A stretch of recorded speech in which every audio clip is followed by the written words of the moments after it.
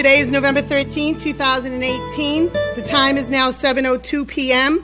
We had a quorum present with 108 voters at 6:58 p.m. The tellers have been sworn, the warrant having been previously declared properly noticed with constable's return of service, and as tradition has dictated, we will waive the reading of the warrant. Rules of the meeting. Town meeting is run by town meeting time as Kingston bylaw dictates. If you wish to address town meeting, either raise your hand or step to the microphone, wait to be recognized, then step up to the microphone and state your name and address before you speak.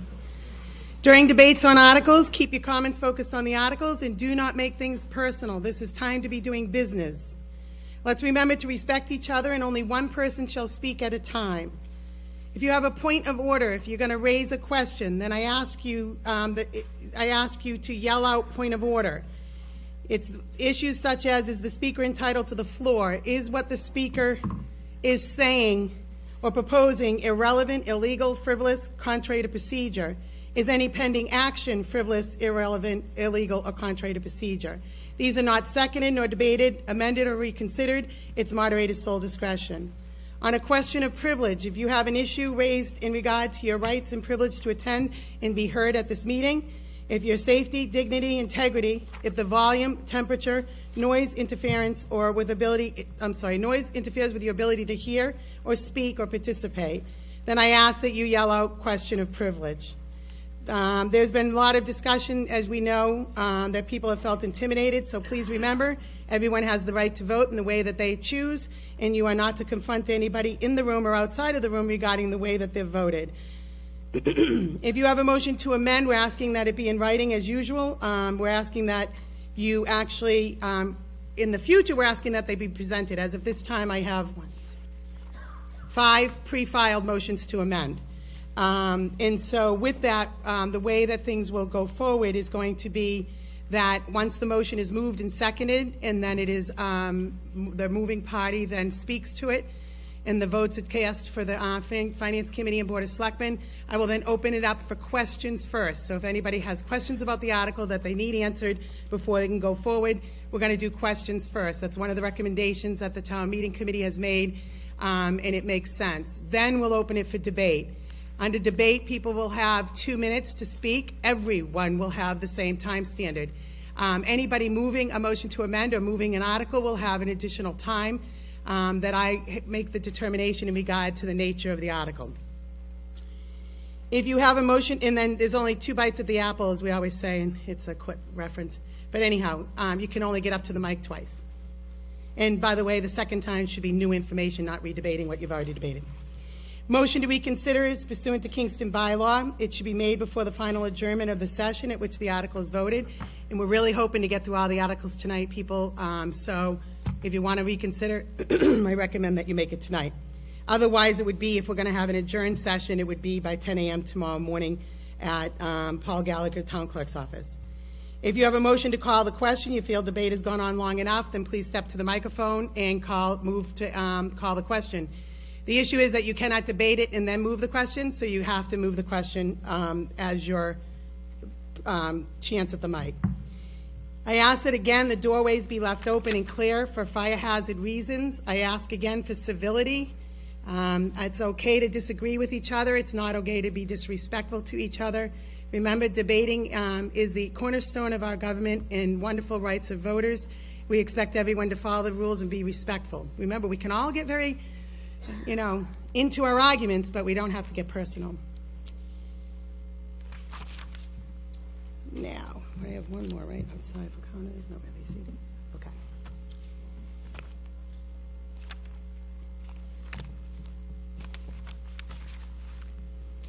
At this time, ladies and gentlemen, I do want to take a moment to thank Catherine Zielinski and Mona Levitin. They're the 2 women that are down front here. They've served the town of Kingston. I can't even tell you how many years I've been looking at them, but I know that everybody else has, and I know that everyone relies on that, the typing of what they're saying that everybody is saying. So I want to thank them for their many, many, many years of service, but also for their reaction on short notices or extended periods of town meeting, and mostly for their courteous, professional, an accurate response to all of the requests from the town clerk's office. So thank you, ladies. We appreciate you and the service that you provide us.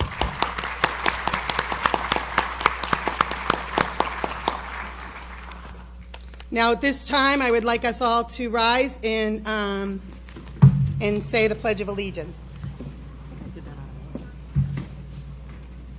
I pledge allegiance to the flag of the United States of America and to the republic for which it stands, one nation, under God, indivisible, with liberty and justice for all. Amen. Oh, look at me, amen. It's a bad habit. Amen. Amen. Okay.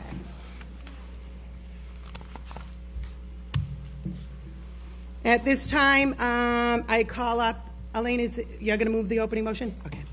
Ms. Fury for the Board of Selectmen. Move that the following non-residents and non-registered voters be allowed to enter and address the town meeting. Jason R. Tollerman, Town Council. Kate Federoff, Town Council. Joy Blackwood, Superintendent of Schools.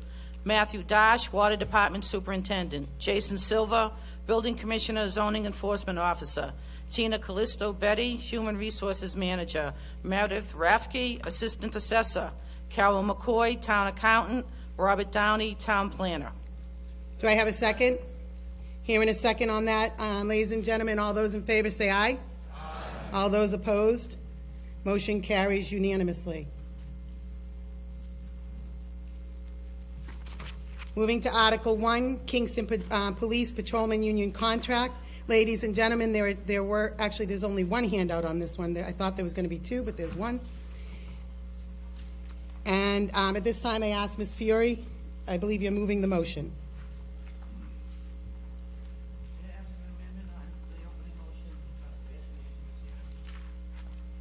Yeah. Are we expecting her to, do we want to address it now, or do you want to just do it if it happens?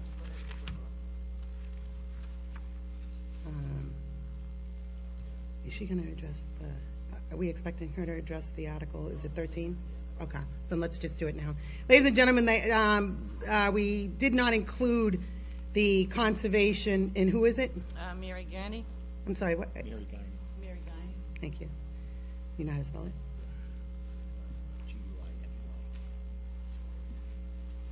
Okay. So we have a motion to amend the opening motion to add Mary Guiney as conservation agent. I have a second on that. That being seconded, all those in favor say aye. Aye. All those opposed? Motion carries with minimal opposition.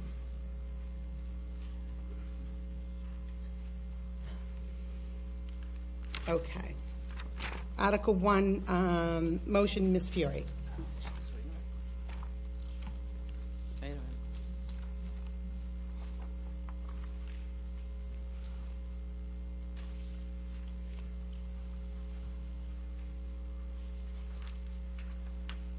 Move that the town vote to transfer the sum of $307,790.41 from free cash to fund the agreement by and between the Town of Kingston and the Kingston Police Patrolmen's Union for FY18 and FY19 to the following accounts. Police Department 001-210-51117, Police Union salaries $259,895.09. Police Department 001-210-51131, overtime $37,054.32. Police Department 001-210-51137, training $9,241. Police Department 001-210-54585, uniforms $1,600. Hearing a second on that, ladies and gentlemen, the Board of Selectmen voted favorable 401. Finance Committee on a new vote this evening voted favorable 304 with an amendment, in consideration of amendment that's going to be made. That being the vote, Ms. Fury, do you want to address the motion? Sure. Hopefully you've all picked up this packet on Article 1. what this is showing you is the results of many months of negotiation between the Board of Selectmen and the Police Patrolmen's Union. The Board of Selectmen have followed the same philosophy for all the unions that have had contract negotiations. And the goal is to get all of our employees up to the average based on surrounding towns and like-sized towns as well. Through this contract, you can see some of the items that were negotiated in the charts in the back. You'll see that when we started negotiations, a senior patrol officer in Kingston was ranked number 10 in surrounding towns out of 10 towns. After negotiations, those patrolmen now rank number 8 out of 10 surrounding towns. So we didn't even get to average on this contract. The patrolmen, we worked very hard to be able to come to an agreement. In addition to salary, you'll see on the second page, some of the other things we negotiated was a training stipend that increased $800, uniform allowances, but basically just to get them to number 8 out of 10, across the board we gave everybody $2,500. On top of that $2,500, the first year is 1.5%, the second year is 2%, and next year's budget is 2%. This article is covering 2 years of a 3-year contract. It's covering last year, all completely retro. It's covering this year retro, basically up to this town meeting vote, and then the remaining money in this article is covering to the end of this fiscal year. The third year of the contract will be covered in next year's budget discussions. So these are your first responders. When you pick up the phone, you want them to be there. We don't think this contract is unreasonable. It funds the existing staff, 17 officers, as of this date. What may happen in the future, promotions or whatever else, we're funding a contract. These are the terms of the contract. Again, we highlighted most of the changes. The patrolmen, in good faith, negotiated this contract with us. The Board of Selectmen have been involved all along the way. We've had numerous meetings going back and forth on negotiations, and this is what we came up with. In 2 years of funding is the $305,000, and we hope you support $305,000, I'm sorry. And we hope you support this contract the way you did in the previous contracts that we negotiated. The Kingston Town Employees Union, clerical and labor, you've supported that philosophy as well, trying to get our support staff salary to an average. Wage and personnel, you supported that as well, and that was basically department heads, again, to get them to an average. And as you can see by the numbers, the patrolmen aren't even at an average yet. So we really hope you will support the contract, because that's what this article is. So. Thank you, Ms. Fiore.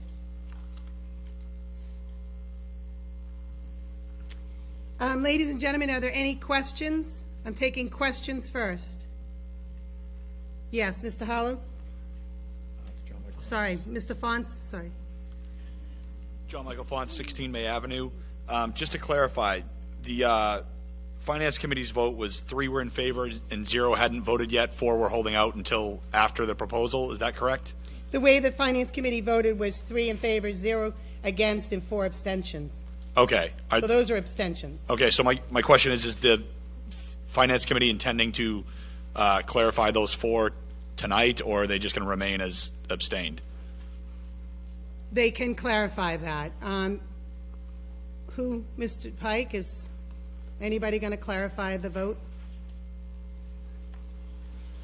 4 of our members did not feel that they had enough information with enough time to review, study, analyze, test, etc., prior to this meeting, so their decision was that they would abstain from either recommending a favorable vote or recommending an unfavorable vote.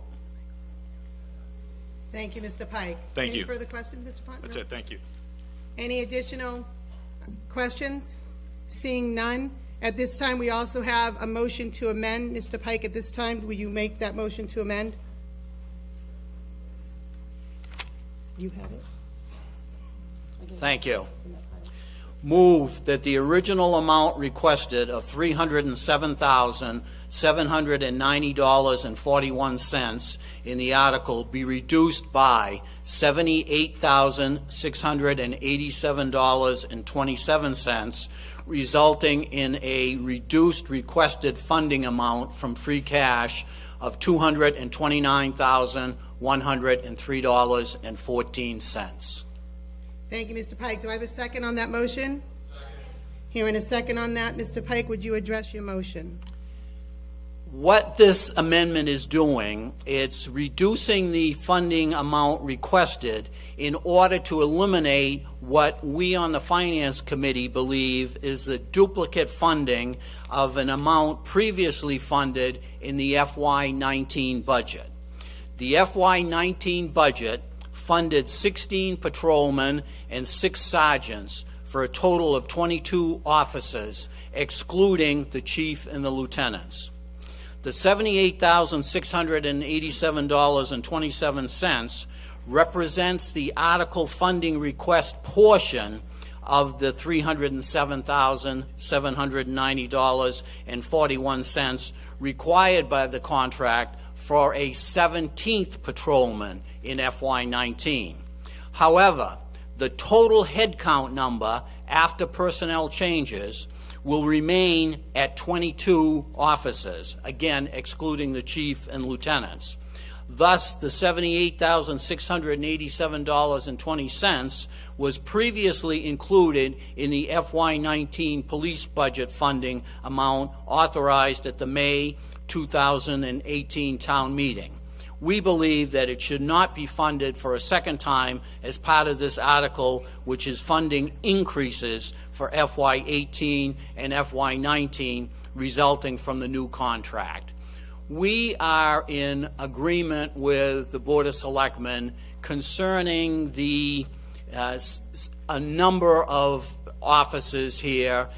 What would happen if, in fact, you fund the $307,000 and everything else is equal, then at the end of the fiscal year, there should be a remainder of somewhere around this $80,000 unexpended in the police department budget, in the departmental total budget.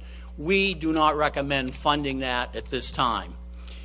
The retroactive amount included in the amended request total of $229,103.14 for this article, applicable to FY18, almost 2 years ago, is $108,872.14, and I would note that this increase is approximately 6.5% over the combined compensation amounts paid in FY18.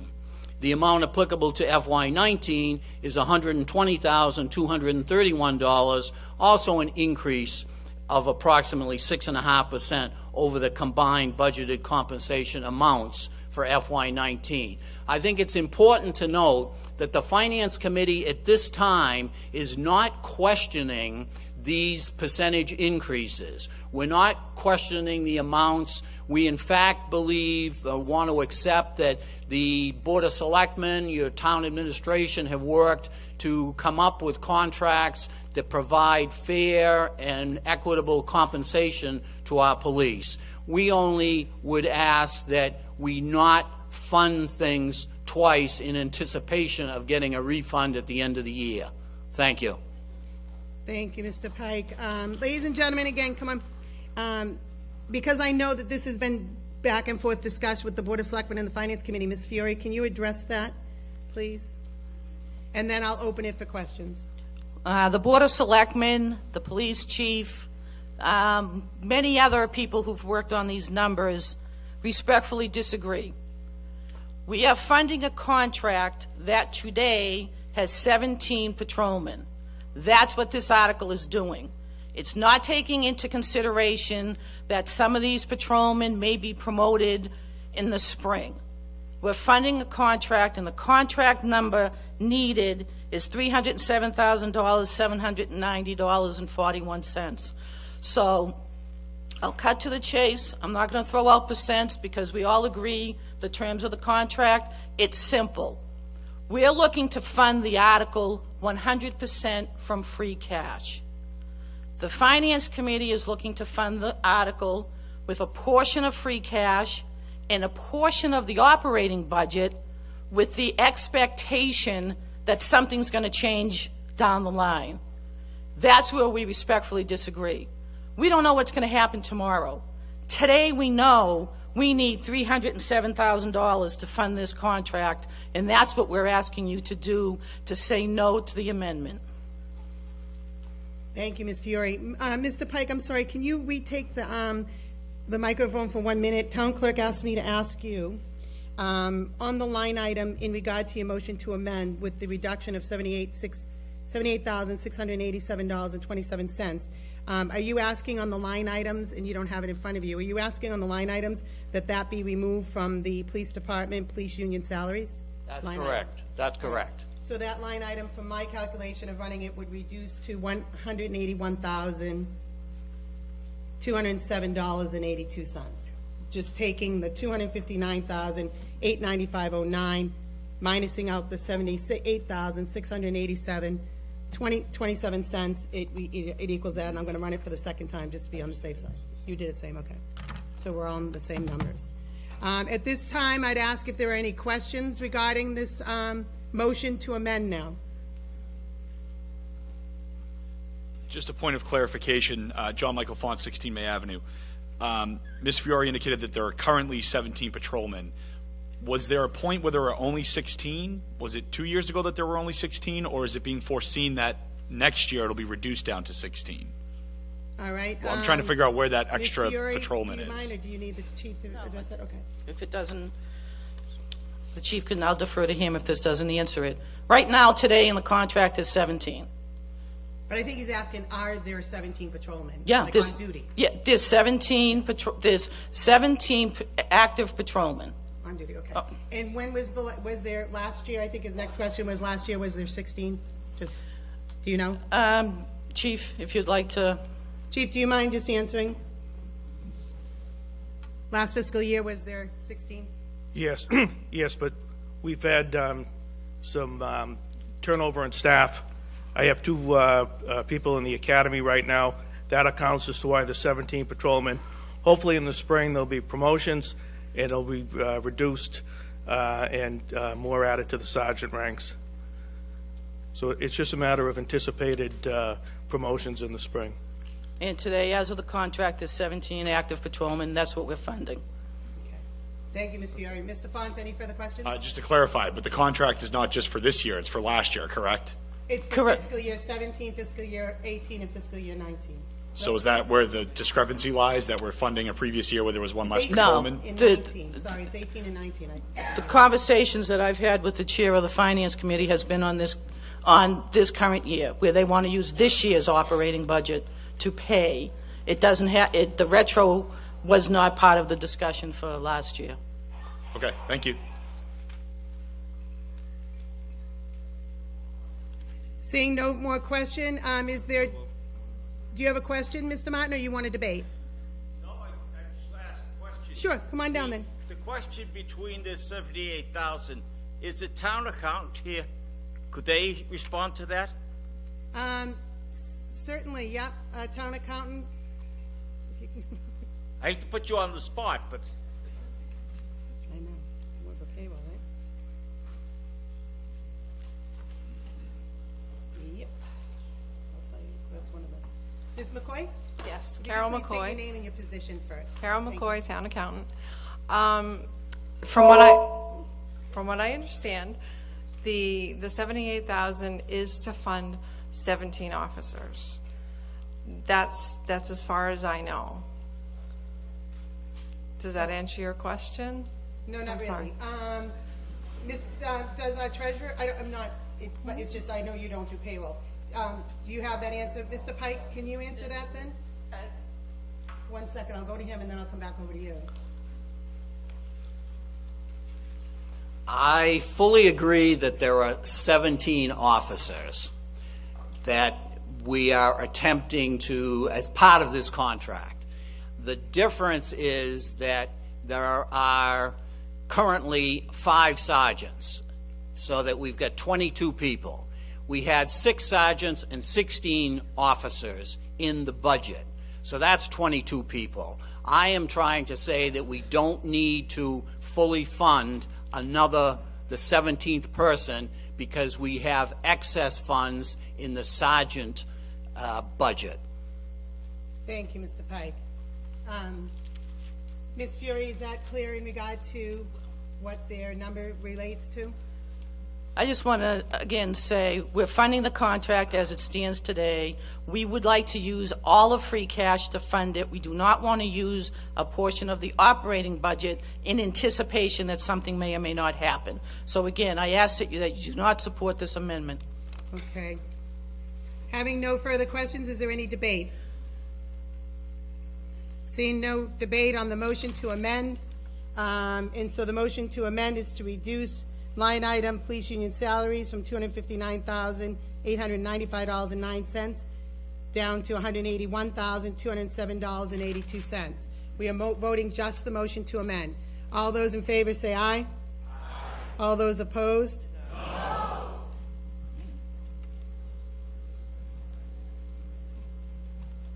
Motion to amend does not carry. Now, back on the main motion for Article 1. All questions having been asked, is there, I'm assuming, no further, any debate on this article? Well, I don't think we have to, so I'm just going to ask, if nobody's getting up to debate, I can just move it instead of voting to move the question.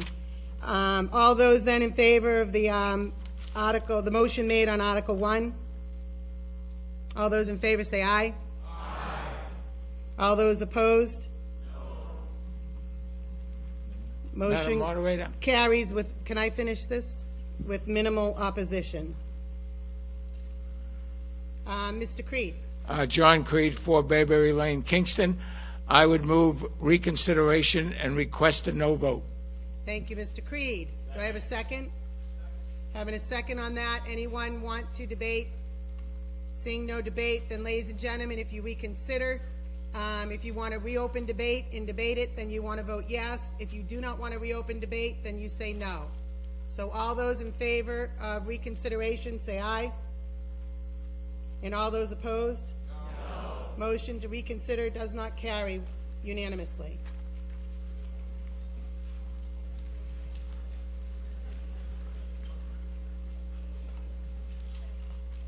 Moving on to Article 2, the Fraternal Order of Police Lodge 30 contract. No motion will be made under this article. On to Article 3. Moving on to Article 3, the International Association of Firefighters, Local 2337 contract. Ladies and gentlemen, there is one handout that was out on the tables for everyone. And Ms. Fury, if you would move your motion. Move that the town vote $315,473.66 transfer from free cash to fund the agreement by and between the Town of Kingston and the International Association of Firefighters, Local 2337 for FY18 and FY19. Fire Department 001-22-51115, Fire Union salaries, $260,127.02. Fire Department 001-220-51131 overtime, $55,346.64. Having received a second on that, ladies and gentlemen, the Board of Selectmen voted 500 favorable vote. The Finance Committee voted 007 with 7 abstentions. Ms. Fury, if you would address your motion, please. This is similar to the police contract. We tried to get the firefighters to an average. There's 4 different categories for firefighters. 2 of the categories are applicable to firefighters and EMS. The other 2 categories are for captains, and they're in your handouts. You will see that before the contract, the fire department ranked 5th out of 5 local departments, 5 local towns, again, like size in surrounding towns. After the contract, depending on the category they fall into, they rank 3rd, 4th, and 5th. So we still have personnel that's not at average yet. The number we came up with, again, funds this contract. There is a discussion we've had with the Finance Committee that they think we're $20,000 off. Again, we respectfully disagree with that. And call volume is up higher. There's multiple calls, and this contract takes that into consideration based on the pattern that they have seen to date. So we're looking for your support on this article as well. Thank you, Ms. Fiore. At this time, I'd ask if there are any questions about the motion.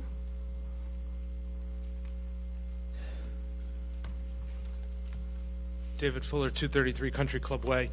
You mentioned for the firefighters we were 5th out of 5 towns, but I noticed when we did the police we were 10th out of 10 towns. Why didn't you use the same 10 towns when doing the firefighters analysis? Thank you, Ms. Fiore. If you can address that in your statistics. One thing I did learn through negotiations, they're completely different disciplines.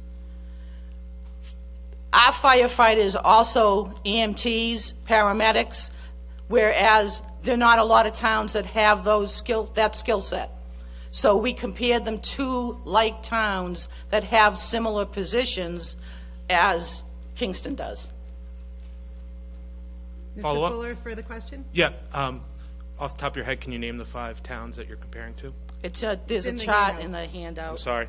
Hanover, Pembroke, East Bridgewater, and Duxbury. Thank you.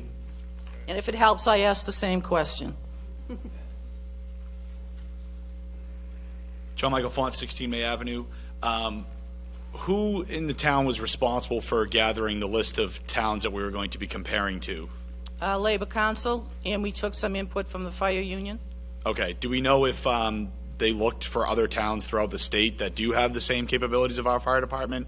I understand that it might be a little bit more difficult to come across, but I'm just trying to understand, like, with all the towns in Massachusetts, I would think there'd be more than 5 that have similar capabilities. 1 second, no. So you're asking whether or not they did or didn't review other towns across the whole Massachusetts? Yeah, I'm just trying to understand if they put efforts towards compiling a list larger than 5. Ms. Fiore?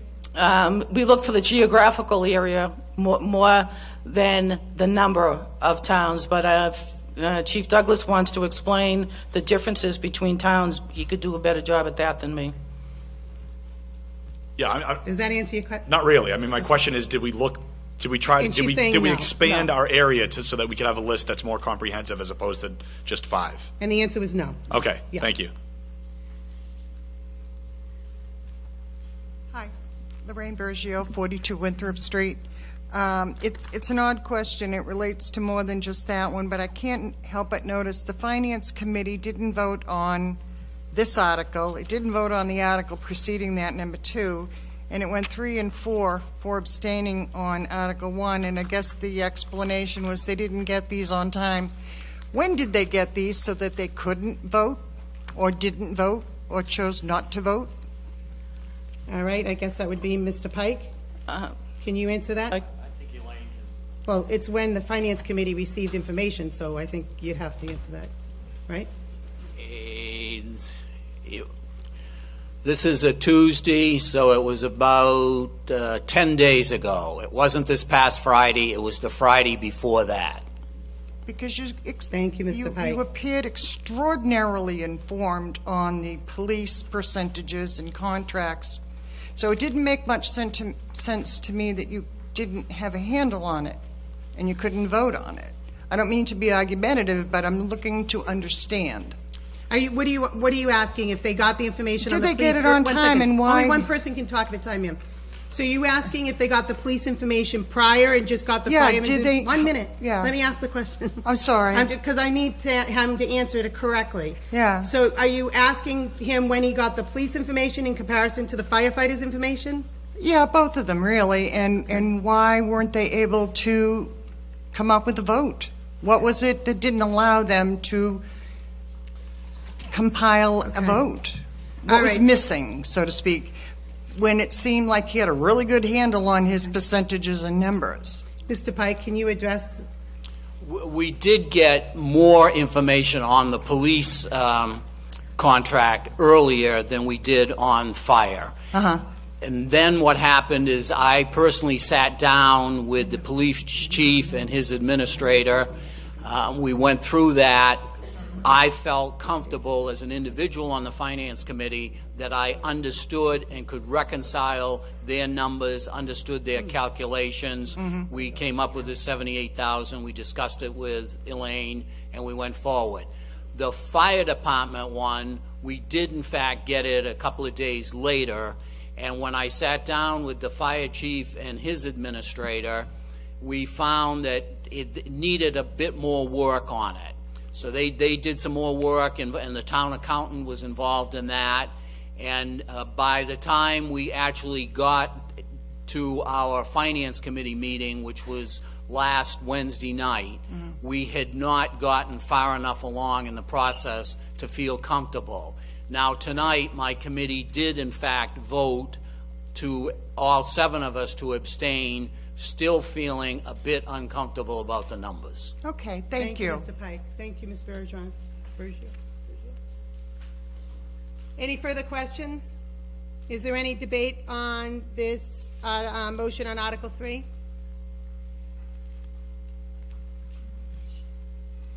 John Michael Font, 16 May Avenue. I would just urge the voters not to support this.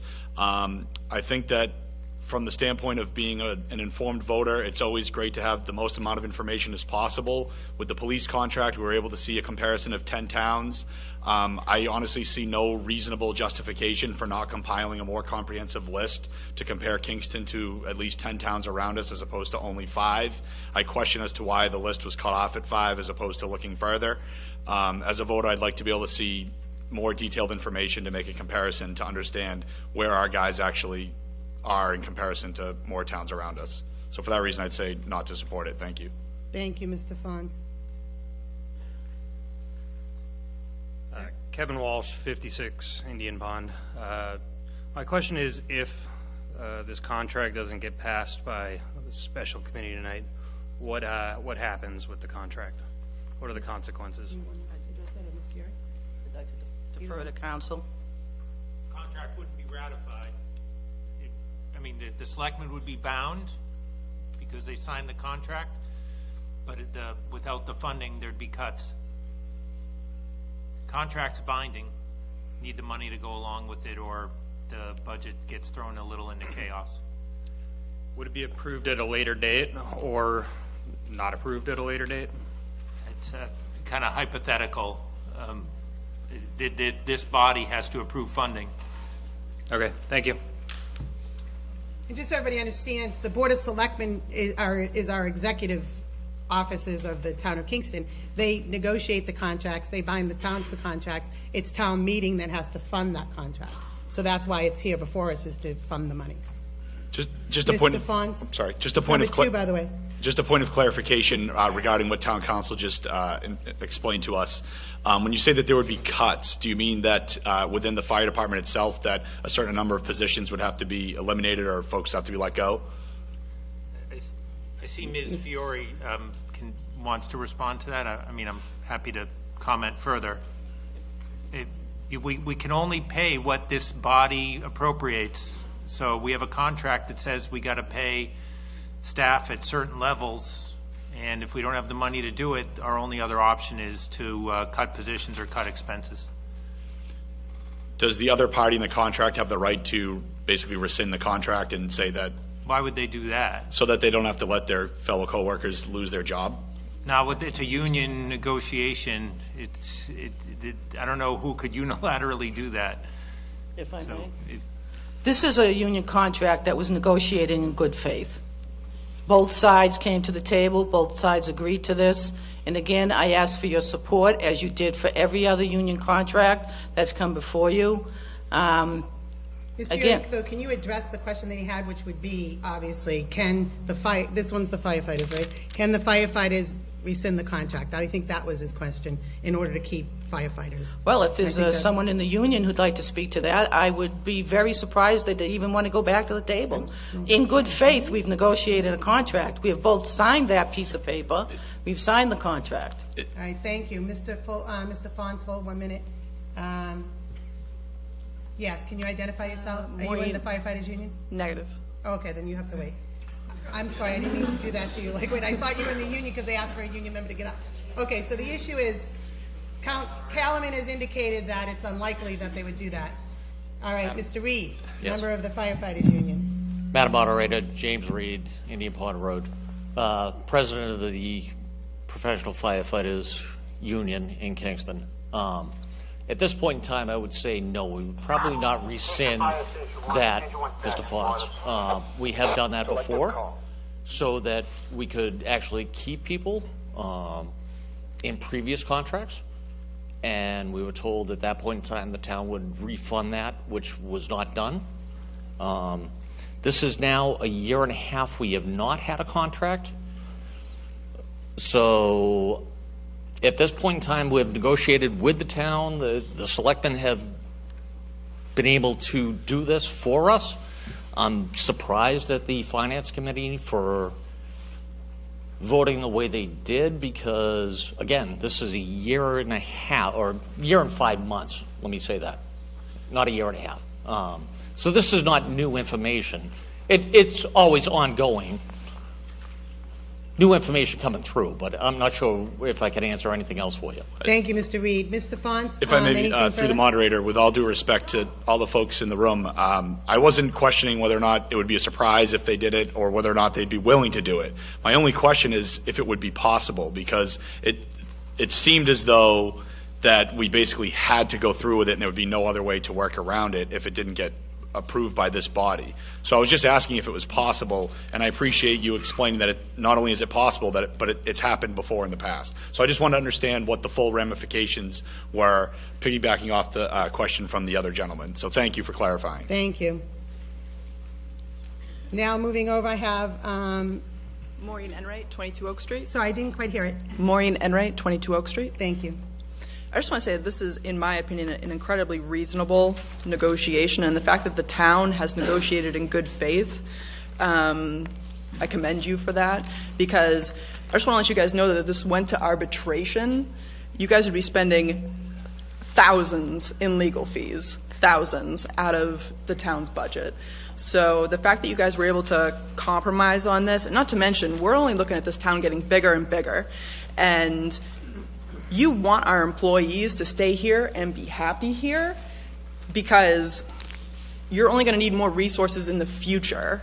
And not to mention the fact that insurance premiums are going up every single year, which means that these employees are taking pay cuts. So 1.5, 2, that's pennies, in all honesty. That's absolute pennies compared to what these guys do for your community. Thank you. Thank you, Mr. Creed. John Creed, 4 Bayberry Lane, Kingston. I move the question. Thank you, Mr. Creed. I hear a second on that. I did hear it.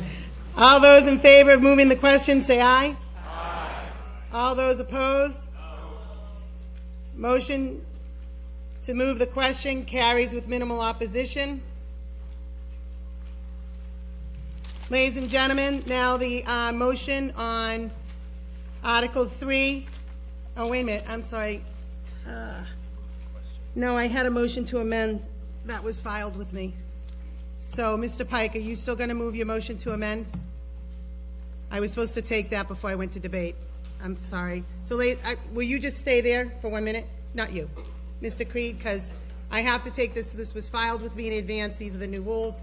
So I was supposed to do it, and I missed my own note until I just went back to take a vote. Mr. Pike, motion to amend. Thank you. Move that the original amount requested of $315,473.66 in the article be reduced by $20,204.10, resulting in a reduced requested funding amount from free cash of $295,269.56. Now, some of you may be Wait a minute, before you address it, that's your motion, right? Yes. Okay, so I have a second on that? I have a second. Mr. Pike, if I can just clarify that the $20,204.10 is being taken out of the fire union salary, first line item, reducing it from $260,127.02 to $239,922.92. Is Yes. that correct? Thank you, Mr. Pike. You can address your motion. All this amendment does is reducing the amount by the $20,204, because working with the fire department, administration people, and the town accountant, we have a new summary total that was provided to us that comes to the new total of $295,269.56. So all we're doing is suggesting that this is the latest and greatest, most accurate calculation that the town administration, the fire department, and myself, in looking at, have been able to come up with. I believe that the $295,269 is a good number. Therefore, I am asking that we approve this amendment to save $20,204.10 of free cash that we may need to use in some other area. It's as simple as that. Thank you. Thank you, Mr. Pike. I'm going to ask the chief of the fire department, Chief Douglas, if you can address that. Motion to amend. Thank you and good evening. Mr. Pike is correct. If you went by exact figures, and took into consideration absolutely nothing else except what's on that paper, then that's correct. When you take into account the increasing overtime and call volume that's involved in recalling personnel to cover calls, that additional $25,000, quite frankly, is less than we will probably need by the end of this year. Call volume's up about 23%. The instances of multiple calls, 2 or more, I stopped basically looking at it at around 5, is up about 21%, and the necessity to recall people is up 20% this year. And we've still got a month and a half to go. So in FY17, our call volume, calendar year 17, was 2,407 calls. We're at 2,562 now. Again, multiple calls, 1,009 in calendar year 17. We're at 1,212 now. I expect us to go close to 3,000 calls. This money will be more than needed. The thoughts of putting it towards something else scares the heck out of me, because that's saying we're not going to be able to fund our ability to respond to those calls. And that, I'm sure you can understand as fire chief, concerns me greatly. I was involved in the negotiations for this contract. I've been on one side of the table or the other for better than 30 years. This is a fair and equitable agreement. It funds what we expect to happen over the course of the next few months, as well as what has happened in the previous year and a half. I would urge your support on it. Thank you very much. Thank you, Chief. I would ask Ms. Fiore, is the Board of Selectmen need to address this? Are you fine? I think Mr. Chief does. Okay, Chief covered it. I'll take, and I want to try to do limited debate here, folks, because we kind of debated everything, so it's only on the 20,000 amendment. So Mr. Fons. John Michael Font, 16 May Avenue. I would just like to point out that when we were discussing the police contract, we heard from the chairman of the Board of Selectmen that the Board of Selectmen was not supportive of a change based on something that was projected out that may or may not happen. Now we're hearing that there should be more funds put into the fire contract because of a projection of more calls that may be coming through and a fear that we won't be able to deal with them. So my position is that we should not support this because it's based on a potential projection into the future as opposed to the current reality. Thank you. Thank you.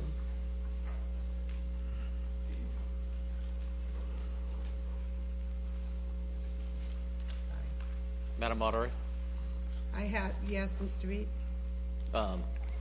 If I could, just to Mr. Fonz's. Not only am I the, Well, 1 second, I mean, I think he was just making a statement. He wasn't asking I'd a like to question respond to about- a statement, if you Okay. don't mind. Not only Well, am I had that, this gentleman before you then. If Well, you're going to go get up ahead. for debate, then I have this gentleman before you, so, and then I still have Mr. Creed's motion to move the question, I mean, on the table, so, sir. Yeah, you're standing there, I'm assuming you were queuing up for the mic? Yes, no, Okay. Dennis Randall, 39 Winter Street. Okay. I have a question for the chief. Is that projection and increase in calls mostly as a result of health issues and medical issues? Chief, is the increase in your calls resulting, as a result of medical issues? I'm assuming he means as opposed to fire? It's twofold, but we do about 70% EMS, so medical emergencies, so 70% of that projected 550 or so increase in calls, which equals about 385 in medicals. That breaks down to about 63% advanced life support, the remainder of basic life support, and they're billed, because we do bill obviously for the ambulance and receive income from that, they're billed about a 53% of those calls are Medicare. The remaining 47% would be private insurance. And there is an extensive list of rates and how we bill that, but that's basically the setup, if you will. Thank you, Chief. If I could just Mr. Randall? continue, I need the answer to that question so I can complete my statement, is we are an aging population, and to protect all of our citizens, we need to be able to respond to the changing demographics of Kingston. And it's not unreasonable that we expand the capacity to meet the need. Needs are not static. We wish they were, because budgets would remain flat forever. Needs change. As a community and as an assembly, we need to adapt to those needs. Thank you, Mr. Randall. Mr. Reed, quickly? so to Mr. Fonz's question about projecting out, right now, we are about a month and a half before the end of the year. We are approximately 500 calls ahead of what we were last year. So to project that out, Mr. Fonz, we're already... That wasn't actually his question, Mr. Reed. His issue was that in the police budget, they were saying, the Board of Selectmen said, let's not advance up to the spring. Is one of the patrolmen going to become a sergeant? Then he's under that. That's what the question was about. But he was projecting out. He asked about projecting out. No, he didn't. That's what I'm just trying to say to you. He didn't answer that. The chief already covered that. What he was comparing is that the Board of Selectmen didn't want the Finance Committee to project out to what would be the status of the police department by this spring, and that's what he was questioning, is why now are we doing that for the fire? That's what it was about. Okay. It's not the numbers, because the chief already covered that you're well above whatever numbers have been in play for the last year. Ms. Fiore, very quickly. And it's not about projecting, because I think we got that. No, well, he said that I Yeah. apparently changed my mind in a different approach. We're not talking apples to oranges here. The police budget, the police contract is staffing. We didn't want to take out of the sergeant's budget to pay for patrolmen. The fire department, it's the same bodies, everything's the same.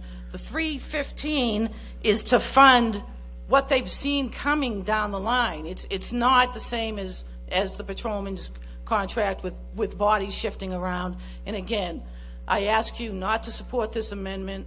We're talking $20,000. We look for your support as you've done for all the others. Thank you. Thank you, Ms. Fiore. Sir? Pat Calter, 394 Elm Street. I'm not in favor of this amendment. It's $20,000 for what the fire union and firefighters and captains do in this town. I would ask that we support them in this, and vote no on this amendment. It's ridiculous to think that we wouldn't support them. You know, they don't have the ability to abstain from their responsibilities to the citizens of this town. So I think we should back them fully. Thank you. All right. With Mr. Creed at the mic, I'm going to move the question on the motion. I would move the question on the amendment, Madam Motion to Moderator, and amend. then if I can stay at the mic, you know what's next. Yes, I do. All those in favor to move the question on the motion to amend, say aye. Aye. All those opposed?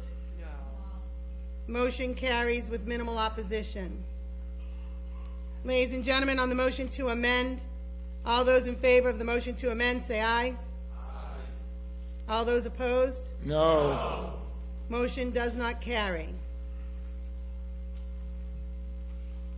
Now, seeing Mr. Creed at the microphone, I'm going to just jump right to the vote on the original Article 3, motion on Article 3. All those in favor of the motion for Article 3, say aye. Aye. All those opposed? Motion carries with minimal opposition. This is a majority. Thank you, Madam Moderator. Thank you, Mr. Creed.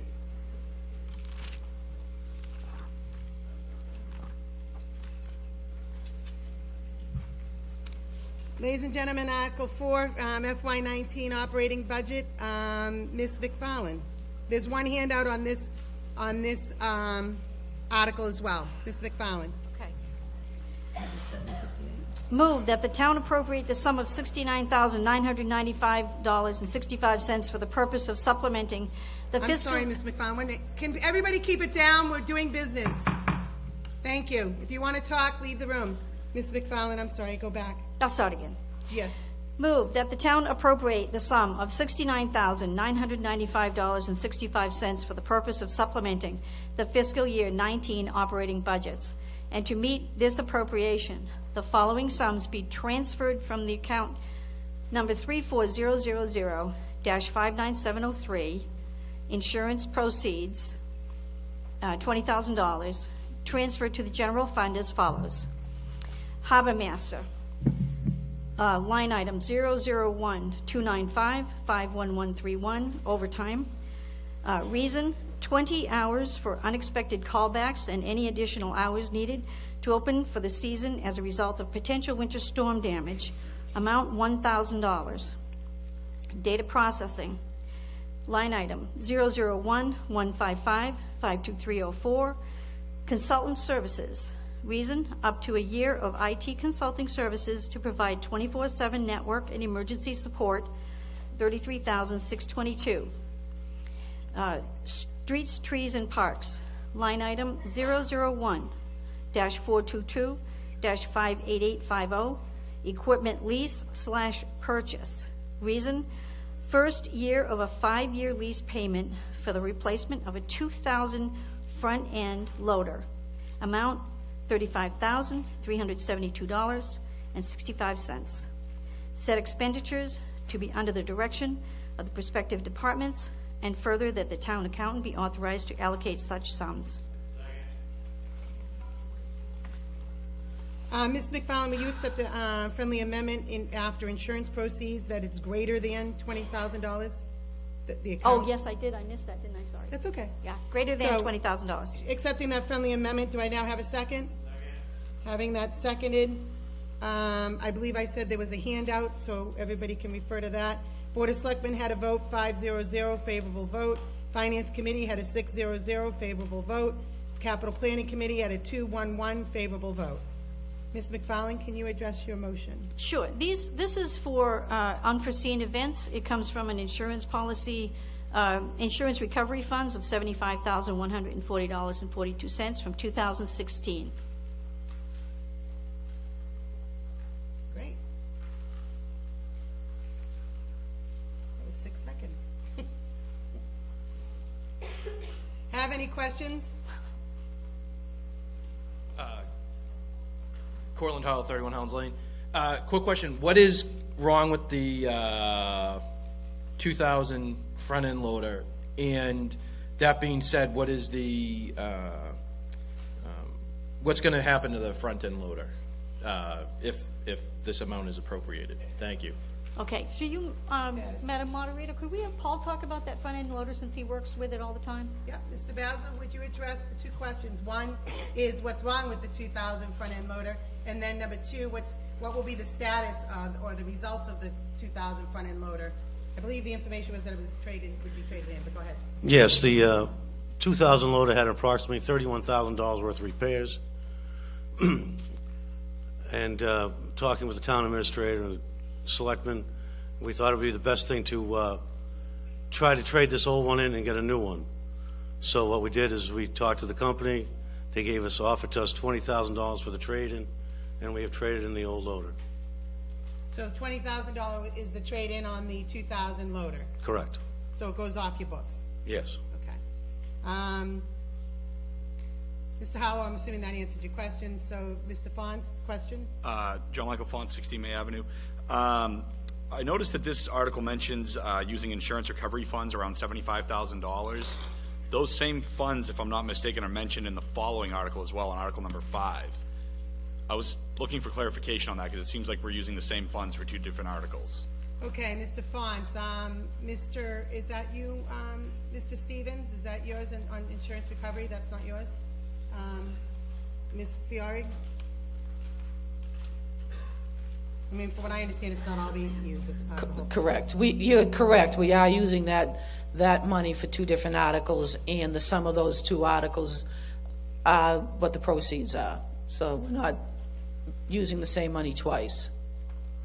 So there's like roughly 150,000 in there, 75 for 70, each one. 75,000. A piece of what's left over is being used for another article. So in other words, there's an insurance fund that's enough to fund this article and the other article. Okay. Okay. Thank you.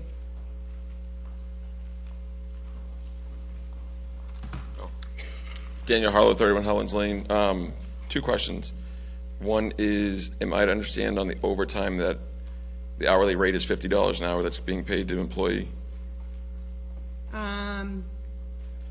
Ms. Fiore, do you have that, or is that, do I need to call upon, is this the harbor master, or is that data? No, that's the harbor master, right? Okay. Ms. Fiore, if you can address that, what is the? Correct. Great. Okay. Yeah, it is. And then next question is, so I see that everyone seems to be in favor. Didn't know if there's anybody from the capital planning to discuss their vote. Is anybody from, oh, Kyle, I forgot you're on that. That's right. Mr. Pike, can you explain the capital planning vote? Two of us voted in favor of the article. One member was not in favor of the article because of the so-called emergency purchase of the front-end loader. He was not, did not believe that that was a true emergency and would have liked to have seen it done somewhere else. The one who abstained, I am not sure that I really remember, but probably wasn't enough information available. I'm not sure. If anybody else from the Capital Planning Committee wants to comment on the abstention. Jess? Well, I mean, all right. I address only the abstention. I don't even remember. My recollection of what happened was the same. I have no idea why someone abstained. Okay, thank you. Sir? Russ Question? Boydell. I'm sorry? Do you have a question? I have a couple of questions. Okay. Russ Name? Boydell, 14 Wharf Lane, Kingston, Mass. I'm sorry, what was it? Russell Boydell, 14 Wharf Lane, Kingston, Mass. Under consultant services, it says up to a year. Does that mean that they can shut it off anytime they want? They want to do a month, they can shut it off? Yes. And what does the town currently have going on with consultant services? And what do they do for us? Ms. McFarland, can you address that, what the IT consultings are doing? If you have a problem while you're an employee and you need immediate help, or if the server goes down, we need someone who can take care of that for us. And right now, the person who typically does that is not able to. Why? She's on leave. I'm sorry? She's on leave at the moment. He's on leave. Do we know when he's going to, if he was on site, would we not spend the $33,000? Yes. Is there no one else that's trained well enough that we can save $33,000 for IT consulting services? No, there is no one else in town trained that well. Really? Okay. Back to the front-end loader. Heard Mr. Basler say $20,000. They gave us already a trade-in of $20,000? Sir, actually, if I can clarify one thing on that in regard to the IT, for you to be aware that the individual that's out on leave is on unpaid leave, so it's not double billing, technically. It's just it's taking funds to pay a consultant as opposed to payroll, to do the same job. So, right? Right, but in other words, what I'm saying is, it says emergency, I can understand if we have an emergency fund, you got a computer system that goes down, the town needs to function, you get somebody, you call somebody We all in. have IT issues. We all know what they're like. Why can't we do it on a per diem basis? Just call them and you pay per time rather than paying out $33,000.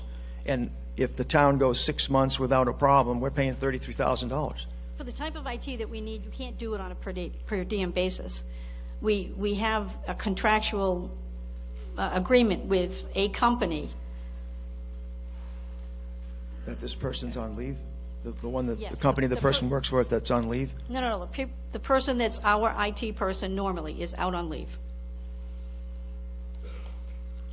Now, I'm sorry, I missed, sir, your question for, on the third item for streets, and parks. Can you repeat? Yeah, I heard Mr. Baz, I believe him say that we've already accepted $20,000 trade-in. This is already a done deal for this third article? Mr. Basler, the question being is, has the purchase been made, and has the $20,000 already been credited for the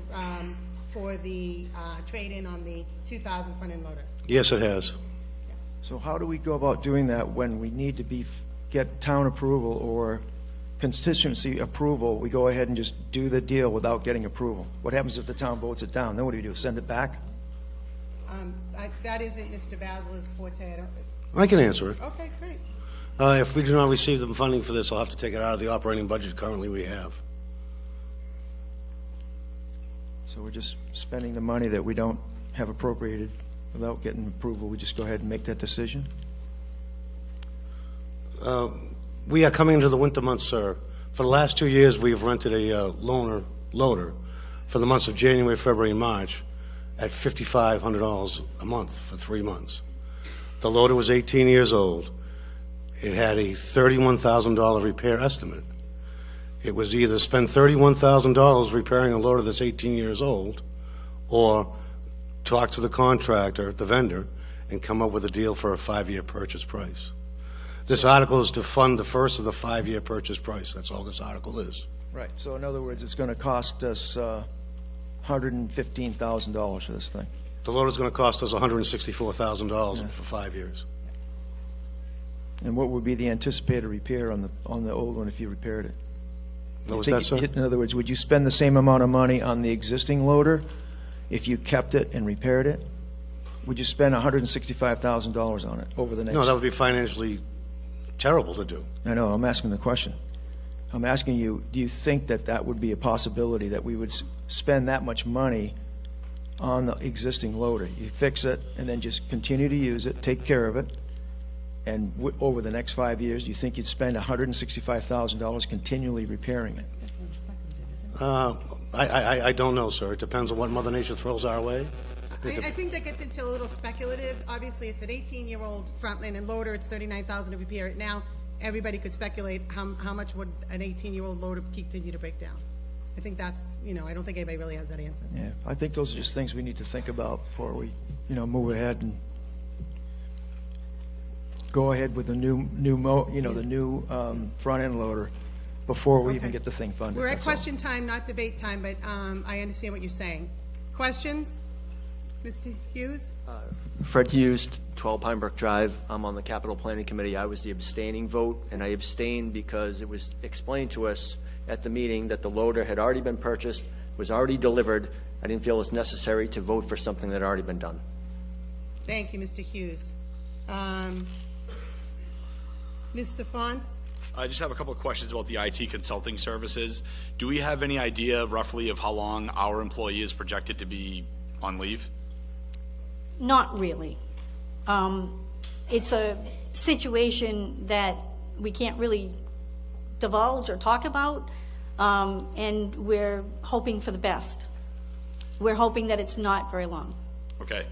Thank you. My other question is, did we explore with the consulting services firm, did we explore any options in that contract to pay them perhaps monthly so that we're not undertaking a year worth of services? I mean, I guess my concern is that we hire this firm, for $33,000 for a year, and what if our employee comes back in 2 months? Now we're paying a company for 10 months of services that we're not using?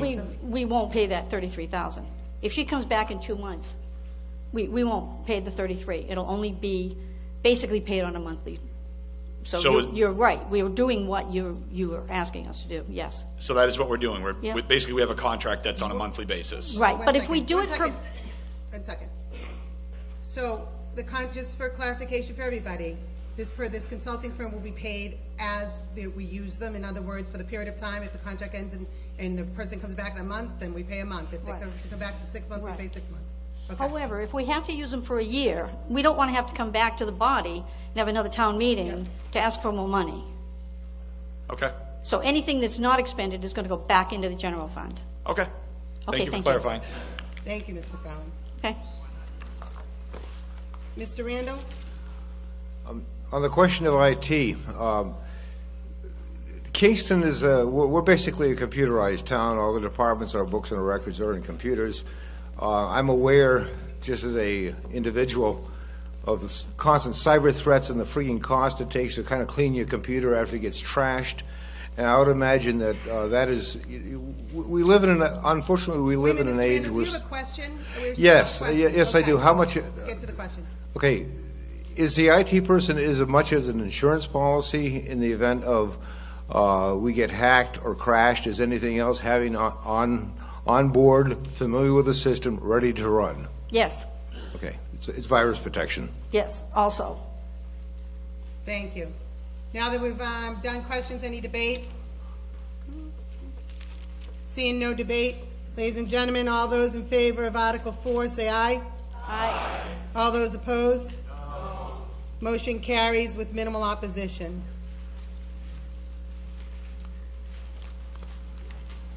Moving on to Article 5, prior year bills. Sorry, Mr. Reed? Yes, I'd like to reconsider Article 3. 1 second. I'm gonna go 3. back. Article 3.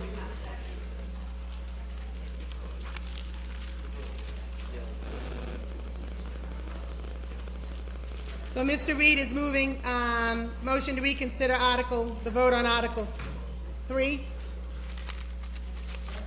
Article 3, yeah, sorry. I have a second on that.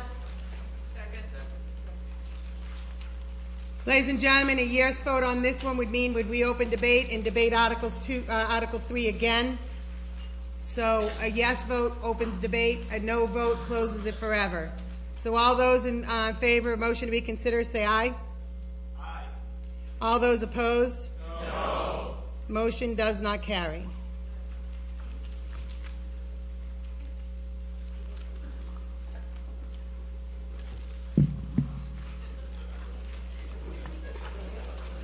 Mr. Basler. Madam Moderator, I move that reconsider Article 4, please, with a no vote, please. Mr. Basler, same issue. This one is now on Article 4. Motion to reconsider, a yes vote will be open debate, a no vote closes it forever. So all those in favor of the motion to reconsider on Article 4, say aye. All those opposed? No. Motion does not carry. Mr. Warren, I think we're finally ready for you. Article 5, prior year bills. And ladies and gentlemen, I will just let everybody know that this is a 9/10 majority vote because of the fact that we're paying bills that are a year old. So it requires a 9/10 majority vote. So I would just caution that unless you really, really have to object, maybe we should go in unanimous on this one, but just speculating. Mr. Warren. Right? Yep. I move that the town appropriate the sum of $2,996.85 for the purpose of paying outstanding bills from various town departments, and to meet this appropriation, the following sums be transferred from account number 34000597703, insurance proceeds greater than $20,000, transfer to general fund as follows. Conservation 001-171-52304 for consultant services. Survey invoice Robert Scarzi in the amount of $1,000. General Fund 001-910-51176 Workers' Compensation.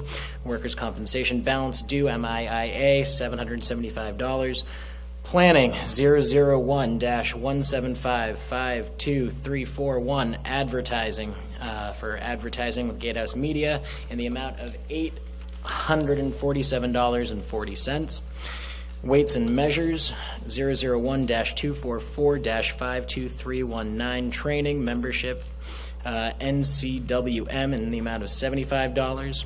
Facilities, 001-195-52252, contract services, pest control services in the amount of $280.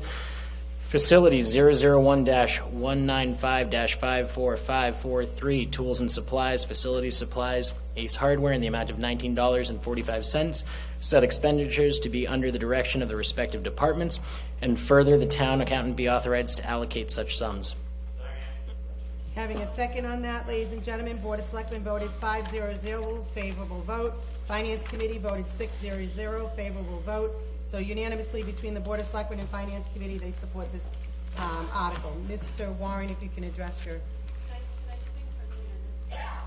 Yeah? The second line item, it says department is general fund, but general fund is not a department.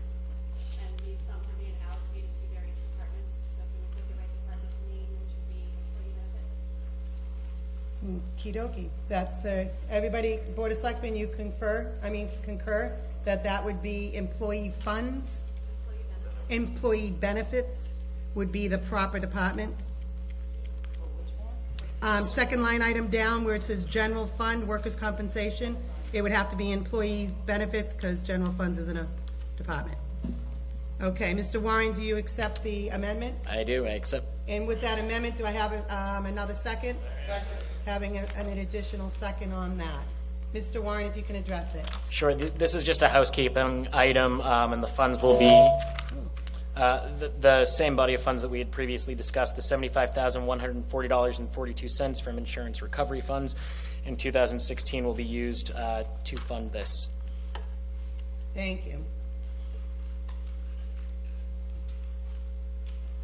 Any questions? Yes.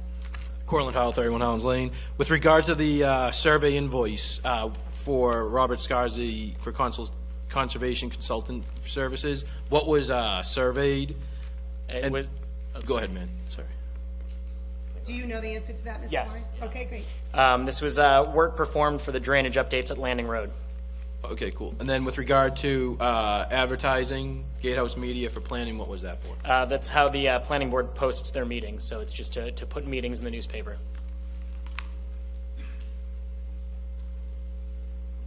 Any further questions? Seeing none, any debate? Seeing none? All those in favor, say aye. Aye. All those opposed? No. I have to count it, ladies and gentlemen.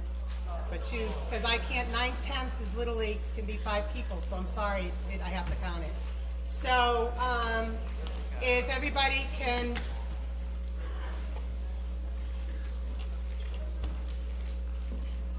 unless it's unanimous, I can't make it on a call count on this vote. So, all those in favor, raise your orange card. Aren't they awesome? They're so bright.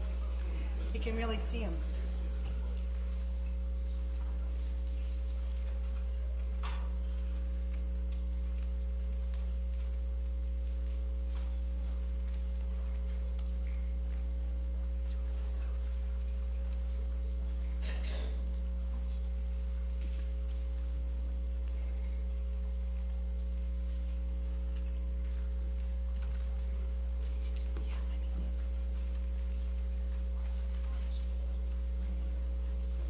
Mr. Basler? 54. Mr. Basler, 5-4. Mr. Pepe? 48. Mr. Pepe, 4-8. Mr. Armstrong? 2-6. Mr. Armstrong, 2-6. All those opposed, orange card.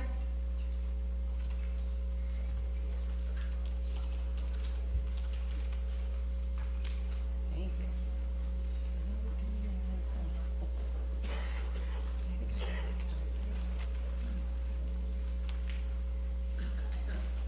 Gee, I don't have a 9/10 count.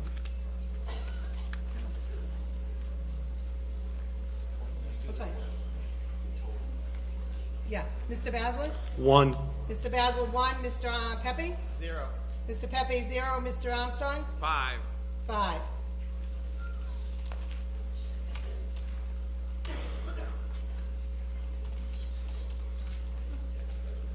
$120, does it?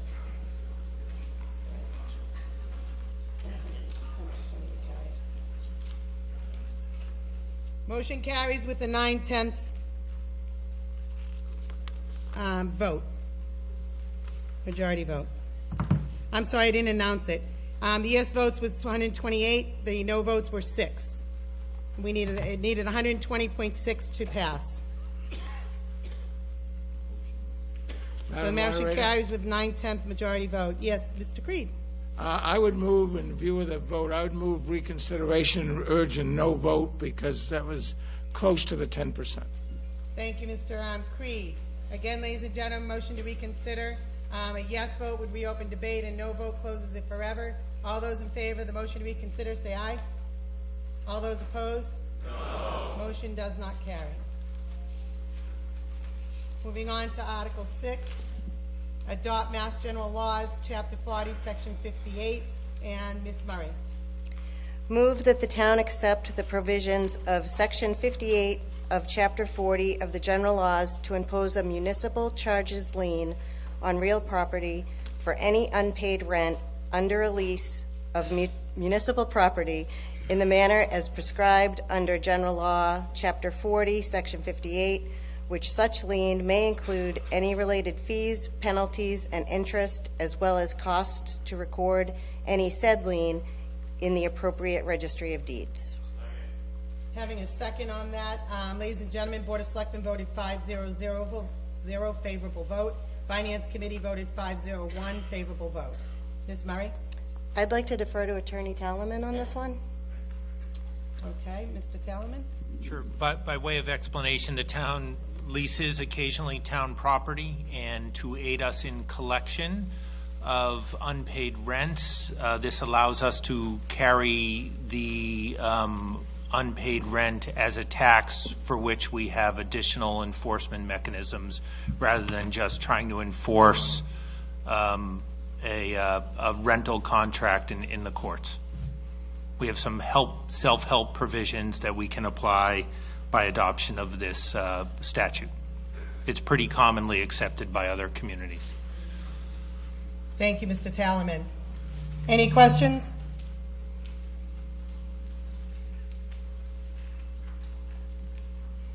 Daniel Harlow, 31 Howlands Lane. Are the fees assessed at the time of rent, or is it during the lien process? It just converts rent to essentially tax for, that's the easy way to consider it, and then we would have the right of set-off as well as some other remedies, including foreclosure, once it gets converted to a tax. Because through the collector's office, we have additional mechanisms for enforcement over and above breach of contract. That's all. It just converts it to a tax. Doesn't change the underlying indebtedness or the lease document at all. Follow-up question. Does it apply to people who don't own anything in Kingston? I mean, can we apply this tax or lien to properties outside of Kingston? For example, if someone rents a municipal space that, say, lives in Pembroke? Well, we can utilize, I mean, it doesn't matter where they own property. Okay. If they're leasing Kingston property and they owe us rent, and we can enforce a tax against them if they're also if we also charge them, say, personal property tax for something that's fixed to the ground. If they're leasing our property, then we can apply that. This won't allow us to go after other property in other towns. Now, enforcement of the underlying contract may allow us to do things like attachment in that regard. This is just to be able to convert the immediate rent of municipal property here in Kingston to a tax for which the tax collector has a remedy that we can apply. Thank you. Thank you, Mr. Harlow. Any further questions? Any debate? Seeing none, all those in favor of motion for Article 6, say aye. Aye. All those opposed? Motion carries unanimously.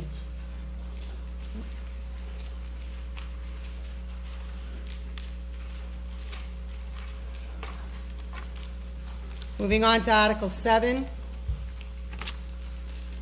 Article 7, adopt Mass General Laws, Chapter 40, Section 39J. Mrs. Fury, as Sewer Commissioner.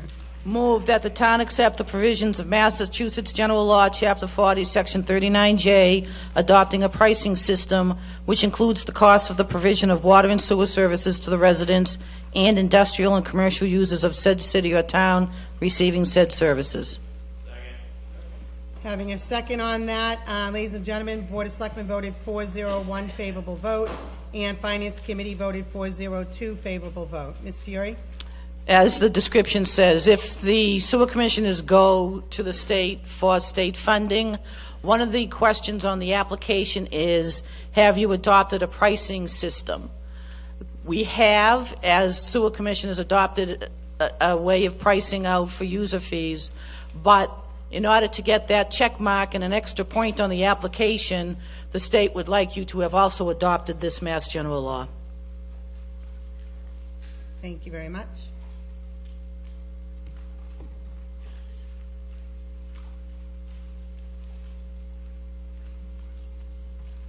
Any questions? Any debate? Seeing none, all those in favor of Article 7 say aye. Aye. All those opposed? No. Motion carries with minimal opposition. Ladies and gentlemen, there'll be no motion on Article 8. So moving on to Article 9, manganese treatment plant. And this is a 2/3 majority vote, and it will be moved by the Board of Water Commissioners. Mr. Costa. It looks like he's limping. Hip replacement. Oh. He's recovering from a hip replacement, hence the limping to the podium. Move that the town vote to transfer $600,000 from account 61000-59704, water stabilization, transfer to Water Enterprise Fund for the purpose of designing and permitting the manganese plant at Grassy Hole. Having a second on that, ladies and gentlemen, we have Board of Selectmen 500 favorable vote, Finance Committee 600 favorable vote, Capital Planning has no vote, so it's unanimous vote between Board of Selectmen and Finance Committee. Mr. Costa? Okay, I'm going to save you a history lesson and not go all the way back to the first time we detected manganese in our water. I think most of you are pretty familiar with it. Some years ago, the level of manganese was reaching the point where it was a problem for a number of our ratepayers, to the point where laundry was being destroyed and dishwashers and so on were being destroyed. So the Water Department investigated every possible way of clearing out the manganese from the water. The bottom line was the only way that worked was to build a treatment plant, which we did build at Trackle Pond. For those people that had a problem with manganese in the high zone, that disappeared. We no longer have a problem with manganese in the high zone. The problem is the entire area that we live in has a manganese problem. Duxbury has a manganese problem. Situate has a manganese problem. Plymouth has a manganese problem, as does Pembroke and Halifax and pretty much everybody else. Exactly why, we don't know, but the level of manganese seems to be increasing in the water. Our two second and third largest water producers are Grassy Hole and 186, which are across from the mall. If you drive down the mall road, you'll notice there's a gate there, and that goes to two of our biggest well producers. We are proposing putting a treatment plant between those two wells to pump the water from both of those wells into that treatment plant so that we can treat the water in the main zone. As we're seeing increasing levels of manganese in the main zone, we've had a number of ratepayers come to our meetings and show us what's happening to their water. We understand. What we've done is we've essentially suspended all other voluntary things in the water department to take all of the money that we could come up with, the $600,000 to do the first phase of the manganese treatment for the main zone. What we're asking you to do is to please approve this so that we can begin design and get our permitting in place so that we can bring before you in the annual meeting a proposal to build another treatment plant. Will that be the last one? I don't know. What I do know is that the three major water producers, wells in the town, will at that point be treated by the plants, and the smaller wells can be pumped a lot less, and we can at least stall it into the foreseeable future. So I'm asking you, on behalf of the ratepayers that are now suffering problems with their manganese, to please approve this. Thank you, Mr. Koska. Do I have any questions? Hi, Heather Romano, 8 Dillingham Way. I have a couple. If this treatment plant is put in between those two wells, will it pretty much remove all traces of manganese from those two wells? Yes. Okay, so that it basically is proven to work. Yes. It's just, how many other wells do we have that this could be a chasing our tail type of situation? We have South Street, Millgate, and Solis Pond, and they're smaller producers. They're showing some levels of manganese, but nothing like the levels that we're seeing in Grassy Hole in 186, and nothing like the levels that we saw at Trackle Pond. We don't know what the future holds. Right. What I can tell you is right now, in order to treat the water in the main zone, we're going to need this treatment plant. And those two wells that I mentioned, the Grassy Hole and 186, are in the main zone. So you're saying 3 more wells potentially after this that we might have to deal with? They're smaller, I get that. But. Potentially. Okay. And by putting this mitigation system, more or less, on the 2 larger wells, if the smaller ones seem to kind of ramp up with manganese, are you able to redirect, I'm guessing probably not, but are you able to redirect water for those people on those smaller wells so they Yes. can get it from the main one, so you're kind of pushing all aside? of the water goes into the system. People don't get water from a particular well. Okay. It goes into the system, and then the system distributes the water. We have 2 main zones. We have the main zone, which services somewhere around 2/3 to 3/4 of the residents in Kingston, and we have the high pressure zone, which is the one that Trackle Pond services. That's the one that's already been mitigated. We're asking to mitigate the wells in the main zone. Once that's done, the other 3 wells are small producers. We can pump significantly less water from them because we can pump more water from the wells that are treated. Okay, and then last question, sorry. If you said at one point that this is phase 1, are you saying the $600,000 is just the beginning of the cost of that particular treatment plant? Yes. What are you projecting that whole entire The cost to be? estimate that we got from our consultants who designed and saw through the construction of the last well, they estimate it's going to be somewhere in the vicinity of $7 million. Okay, thank you. Thank you. Mr. Font. John Michael Font, 16 May Avenue. I just have a couple of questions. So the $600,000 is strictly for design and permitting purposes, correct? Yes. Okay. That is, the proposal is to take that from the Water Stabilization Fund, correct? Yep. How much money is in that account as we speak? I don't know right now. I don't. Do you have a ballpark? Nope. You don't know if there's Did you $3 know? million in there, or if there's Pardon me? town accountant, you know, do you have that number? She doesn't have it, this, Just over 600,000. town treasurer is saying it's just over 600,000. So we're basically going to be wiping that account out? Essentially, yes. Okay.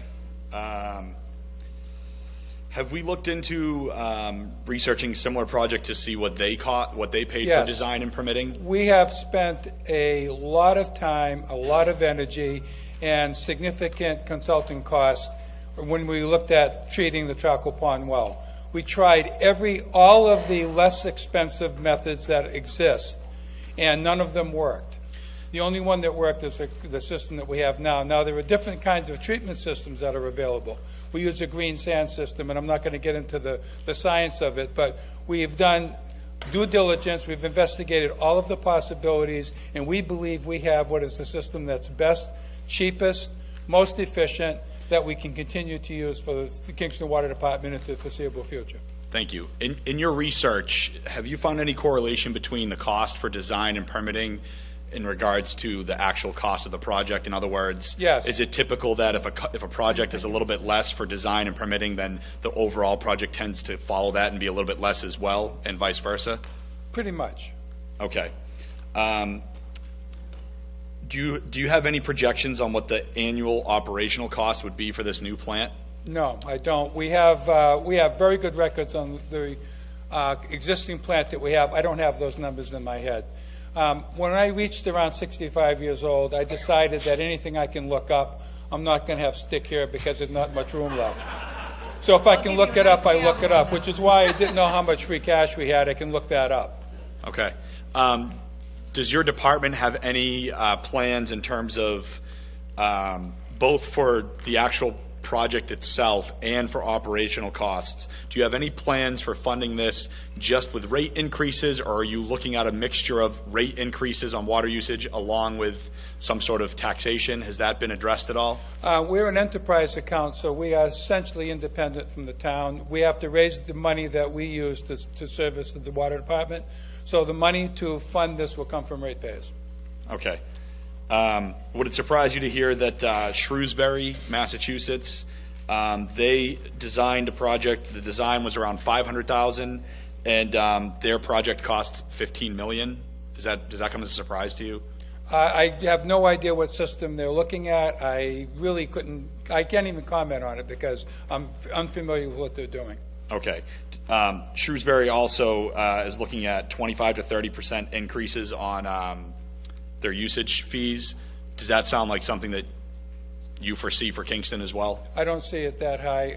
It wasn't that high after we put Chaco Pond online. But again, we haven't had bids yet, so we're estimating what the cost will be, but we haven't taken any bids, so we have no certainty on what the cost will be. Okay, my last question, thank you for your patience. My last question, just to clarify what was answered to the previous young lady, if I heard that correctly, it sounds like some of the other wells that will not be going through the treatment plant as of now actually have manganese in that water, and essentially the water all gets mixed together.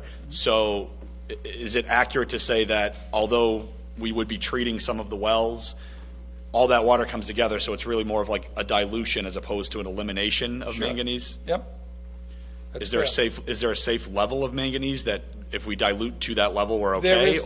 There is a level of manganese that the state issues an alert on, and we have never reached that level. And certainly, if we treat these two wells, it'll be maybe at detectable levels at most.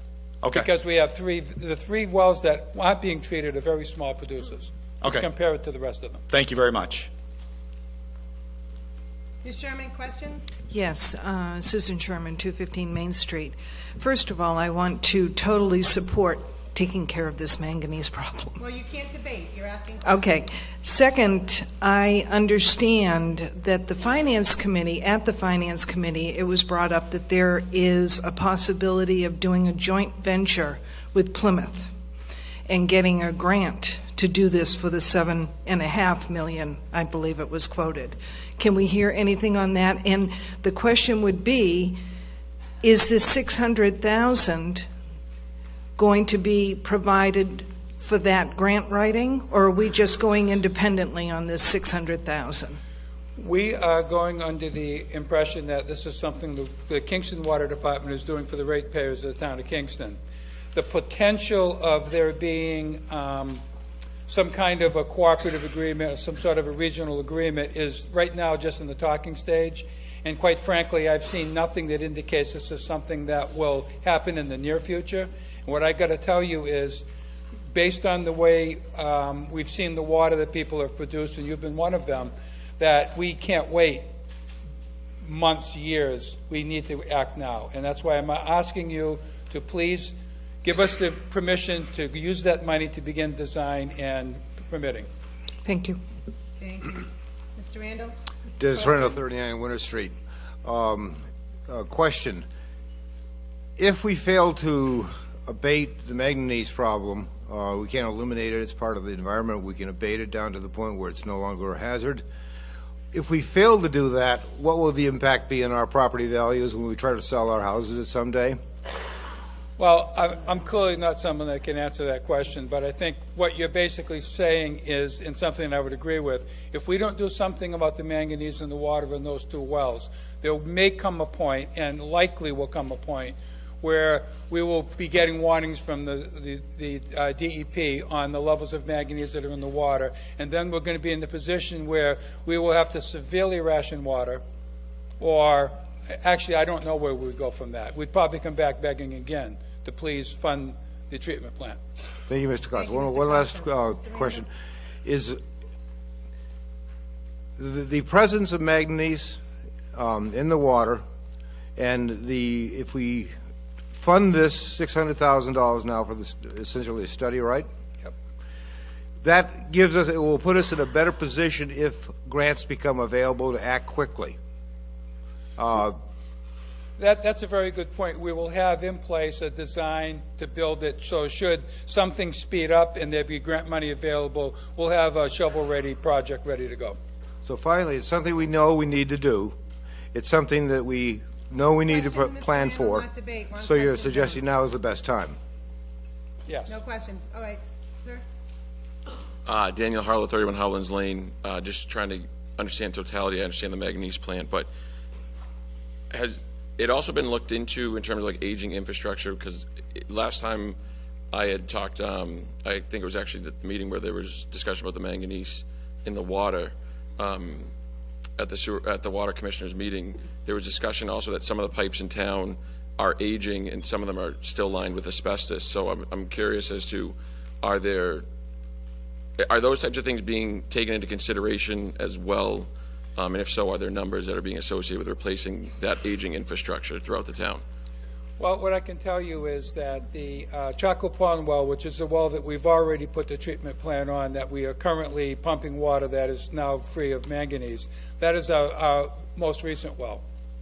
And the other two most recent wells are the two wells that we're talking about doing. So in terms of infrastructure and aging infrastructure, it has nothing to do with the wells or the pumps or anything to do with taking the water out of the ground.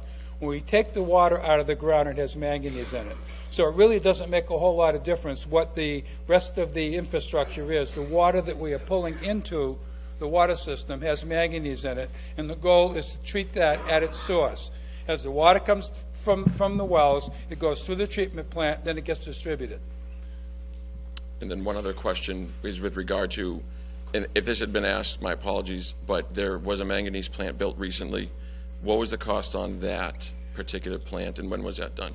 I think it was somewhere around $6 million. Do you know, Mary? $5 million. And that was 4 years ago? Well, 4 years ago. And the difference in price is because when we built the treatment plant at Chaco Pond was a very good time to go out to bid. The economy was such that there were a lot of contractors begging for work. That's not the case now. Okay, thank you. Story of my life. What can I say? Get trampled by your son, huh? So, yeah, what else is new? But anyhow, so Dorothy Pat Harlow, 3 Pebble Lane, Kingston, Massachusetts. I heard Sue Sherman mention the possibility of a collaborative process between Plymouth and Kingston. And if Mary could address that concept that you had referred or referenced at the FinCom meeting, I think we'd all be interested in what it was, if just an introduction as to the concept. Yeah. No, it's definitely me. Sure. When we had our so we had a FinCom meeting last week, which was November 7th, and that was when we had received the presentations for these articles.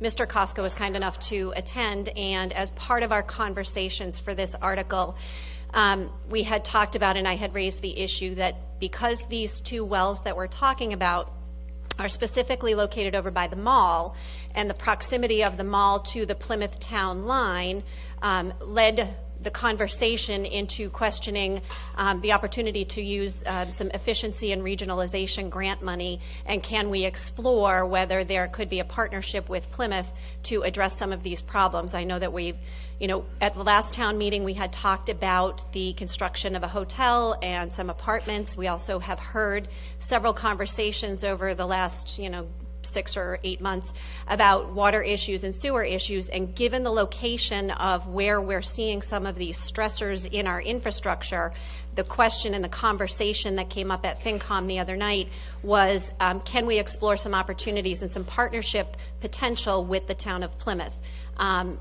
Those conversations, my understanding is that there are opportunities, but that those conversations are really just getting started. So we would encourage that those kinds of conversations happen for the water system. We certainly encourage, as we're talking about, we all heard that there was a $3 million Mass Works grant that was awarded to the town of Kingston. That means that there is, other large projects that will be discussed here at town meeting, and we would encourage, to the greatest extent possible, some partnerships. That being said, one of our biggest concerns from the Finance Committee perspective that you've heard year over year is the real need for economic development. So we want to be careful and we want to balance. To the issue of the efficiency, regional grant. Yep, and we just want to balance the need for economic development. So does that answer your question? Yes, it does. Okay, And great. it leaves me with the question, is it possible for the town to... One second, Mr. Costco is going to address that in Sorry. regard to. I'd like to add on to that too a little bit. Since that got brought up last week, there have been some discussions within the water department, and I reach out to the town of Plymouth. One of the problems we run into, and I don't want people to think, well, there's going to be this pot of gold somewhere that we can get into. One of the problems that we're having is that the system that we use for taking manganese out of the water is radically different than the system that Plymouth uses to take manganese out of the water. So the systems cannot come together easily. In fact, the only way we would ever be sharing water with Plymouth is in an absolute dire emergency, because if they take our water, it's going to do damage to their system. If we take their water, it's going to do damage to our system. So we're going to look at it and see if there's any way we can make it work, but I'm not optimistic. I'll just be honest with you. Okay, I didn't understand that be a sharing of water. So having said that, I as a taxpayer, would appreciate a thorough investigation and a collaborative effort between Plymouth and Kingston. Of course we'll do that. And if that were the case, perhaps this particular request article could be tabled until some more information would be forthcoming. I am very much opposed to that, because we have a situation where there are customers that are begging for some relief. It's going to take time to get this passed at annual meeting. It's going to take time to construct a treatment plant. We're looking at people that are going to be suffering for a couple more years already. To kick this can down the road is unfair to them, in my opinion. And as you know, I'm one of those people. Actually not, but I just want to clarify that I'm one of those people, but I'd rather postpone it than not. Thank you so much. Is there any further questions, Mr. Creed? Any questions? Any questions? Do you have a question? I have I'm going to move, John Creed, 4 Bayberry. Open to debate. That's my point. I want to get to debate so we can move the question. I get it. This new idea on asking questions is not. I have no question. Okay. And is there any debate? I think we've kind of heard, so we don't need you to move the question, so we're going to go right to the motion, okay? Is that acceptable to you? As long as we're going to take a vote. Thank you, Mr. Creed. All those in favor of Article 9, say aye. Aye. All those opposed? Motion carries with a voice count, 2/3 majority, with minimal opposition. How's that? Is that all right? Okay.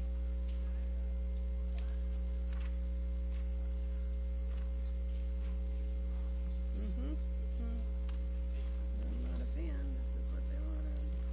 850, okay. Moving on to Article 11, Fire Department Portable Radios. Chief Douglas. Oh, sorry, did I buy it? Yeah, I did. Sorry. Ladies and gentlemen, Article 10 will not be moved. Sorry. Article 11, Chief, you're up.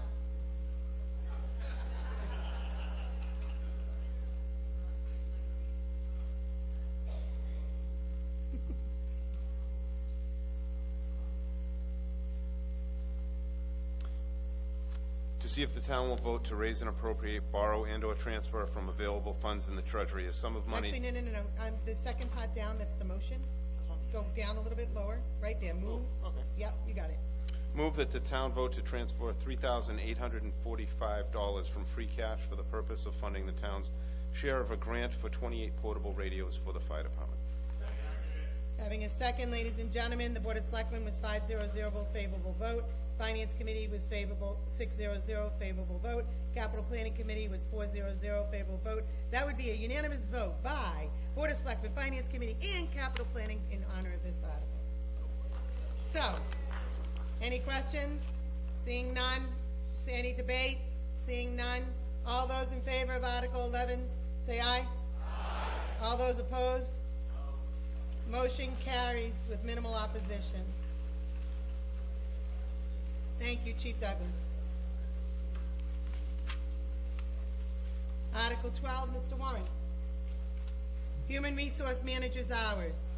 Ladies and gentlemen, there's a handout for this article from the Board of Selectmen.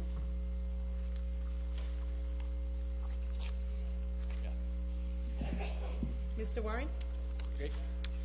I move that the town appropriate the sum of $7,867.40 for the purpose of increasing the hours for the Human Resources Manager, and to meet this appropriation, the sums be transferred from the following accounts to account number 01-122-51112- wage personnel salaries.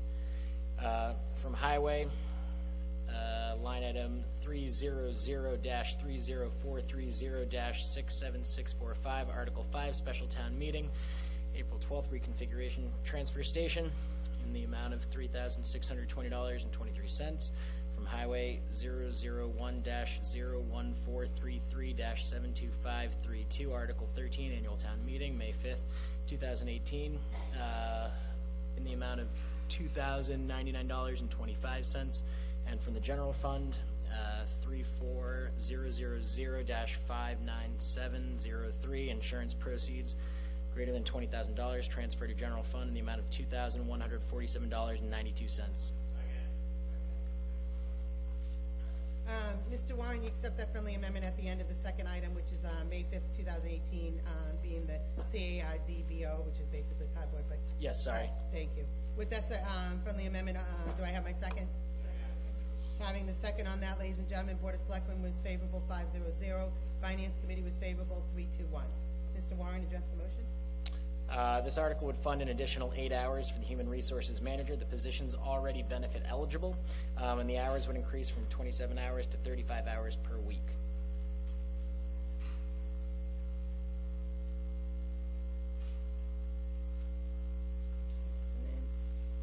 Any questions? Mr. Fons? John Michael Font, 16 May Avenue. I was just wondering if we could hear a little bit about what specifically has changed that's caused the need to add 8 hours, or what specific roles from Human Resources are not being fulfilled due to not having these 8 hours. Sure. Madam Moderator, if I may defer that to our Town Administrator. Certainly. Mr. Coulter? Addressing the needs, the question asked is, what are the needs of the town to increase the 8 hours? Thank you. Very good question. In fact, several things are changing very quickly and all at the same time. By way of example, the private sector has been subject to OSHA rules, 40-hour OSHA rules, for as long as I was in that industry, probably 20 years. In February of next year, February of 19, municipalities will now be subject to the same OSHA rules. That's number one. And those training requirements were already in process of meeting through the Human Resource Department. Second, as many of you know, we have a new public records law where people can request public records. We have 10 days to reply. We get an average of 2 to 3 of those public records requests every week. Most of them are involve human resources. For instance, a year's worth of salaries for all employees. We have to put that together. It has to run through the Human Resource Department. That was not a function even 6 months ago like it is today. We have tremendous training responsibilities as a result or as a requirement of our insurance through Maya that have not been met for years, that are now being met, and we will have met those compliance requirements this year through the Human Resource Department. In addition to that, as you know, you voted 2 contracts this evening. We will have 4 contracts coming up in 2019, 2020 that we'll get started on this January, and they all go through the Human Resource Department. We have a greater need than 8 additional hours, but this is all we're requesting at this time to meet all of these statutory requirements. Thank you, Mr. Coulter. Mr. Thank you. Fons? Amongst those 8 hours that would be added on, do you know if there's any plans to dedicate any of that time towards improving morale within Town Hall, working towards more equal and fair treatment? I've had a number of town employees reach out to me privately complaining about bullying and certain types of behavior within Town Hall that's really hurting morale. So I would like to support this actually, because I think that if efforts were to go towards that, then that would be a great thing for the town. That's great. I'm not sure Human Resource has received any of those complaints, but I'd be certainly open to them. I think part of morale is about training. It's showing people how to do what it is we expect them to do. I'm not sure that has been the case for many, many years. Town hall employees are getting ongoing training through staff meetings every 2 weeks. The administrative staff is meeting every 2 weeks. We lay out a different module for training every 2 weeks. And frankly, employees are learning, they're growing, they're participating. I'm hearing very different things than you. I think the staff here, department heads would tell you they're hearing different things than you're hearing. I'd be open to hearing that from you. But ongoing training is all part of human resources. And let me tell you, training and showing employees how to do what we expect them to do is the best lift we can give to morale. So thank you for asking that. You're very welcome. Thank you.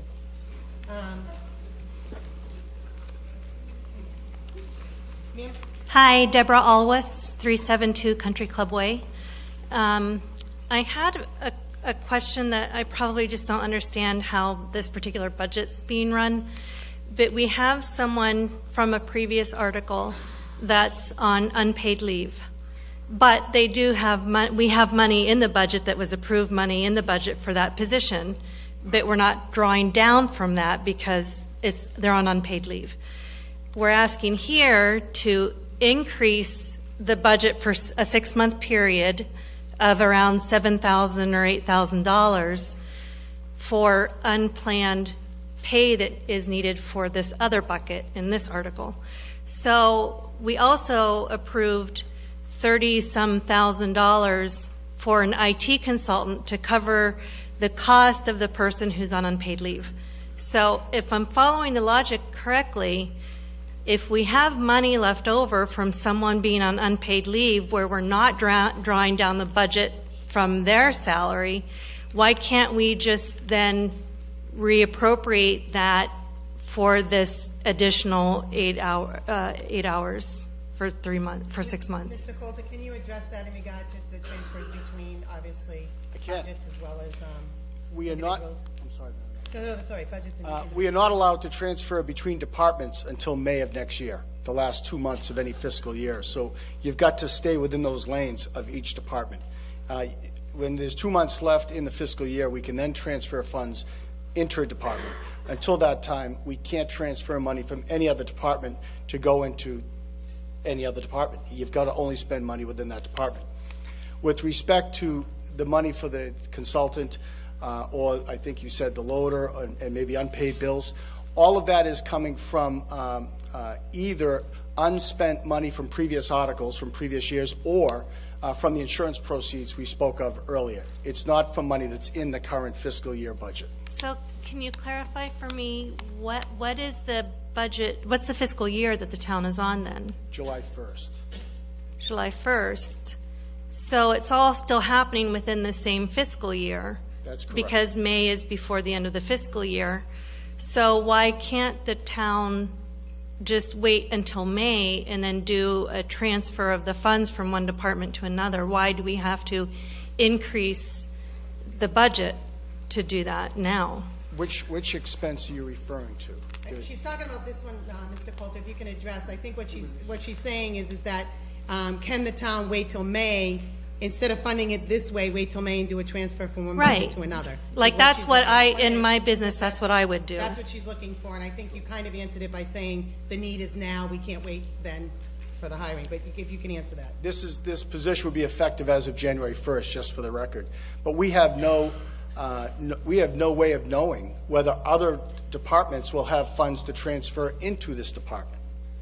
There's no way of knowing whether another department will have a surplus that we can use for this purpose. But we know that someone's has been on unpaid leave for a certain amount of time. Have they been on $8,000 or $7,000 worth of unpaid leave? If we can just delineate this, because I think I want to get into what you're saying and what he's saying, because I think that's the difference.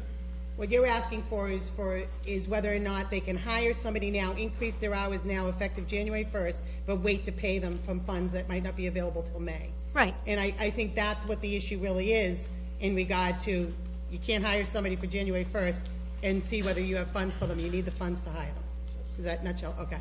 So I think that's what the difference between the two is. I get what you're saying, and why not just keep it in the same budget? Right. Yeah. John Michael Font, 16 May Avenue. Just a point of clarification. Mr. Coulter, through the moderator, Mr. Coulter, did you say that we can't transfer funds between departments until a certain date? Is that? That is what I correct? said, yes. So just to clarify, isn't this article seeking to transfer funds interdepartmentally? No. Without town meeting approval. Right. They can't on their own transfer funds. Thank you. So as long as it's going through town meeting, you could? Okay. Correct. They need town meeting. Okay. Yeah. Thank you.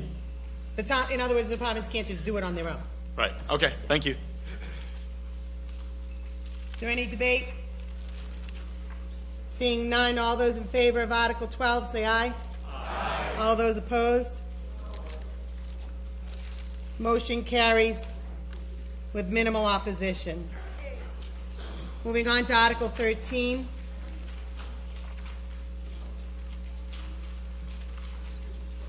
Donation of land. We have a handout from the Board of Selectmen on that article. And ladies and gentlemen, this will be a 2/3 vote, and I believe, this will be Thomas Bouchard, Planning Board. Can I ask Ms. Dubois and Ms. Bolsey if you can come down and see me? I'd appreciate it. Thank you. Move that the town accept the donations of 2 open space lots, Parcel A and Parcel B, consisting of 12.15 acres, as shown on the definitive subdivision plan titled Jones River Estates, formerly known as Wapping Road Estates. Residential development encouraging open space, rodeos, dated June 9th, 2017, and revised through May 1st, 2018, which are owned by 19 Wapping Road LLC, 353 Hatherley Road, Situate, Mass. 02066, assesses map 44, lot 46-1, and map 44, map 44, lot 200-19. As located on Wapping Road, said land to be conveyed to the town, free and clear of any liens or encumbrances, and upon conveyance to the town to be held for general municipal purposes or for disposition thereof by sale or otherwise. Furthermore, to authorize the Board of Selectmen to undertake any action to execute any document necessary to consummate this transaction. Having a second on that, I believe, did I announce there's a handout for this, this motion? That has Board of Selectmen, 500 favorable vote, Finance Committee, no vote. This is a 2/3 vote. Mr. Bouchard, if you would address your motion. Yes.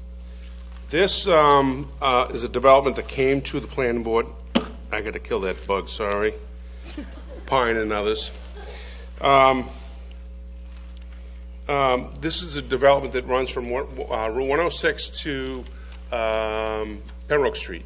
And they came to us, and there's a part of the property they're developing is very unique, and it needs to be protected right along the Jones River.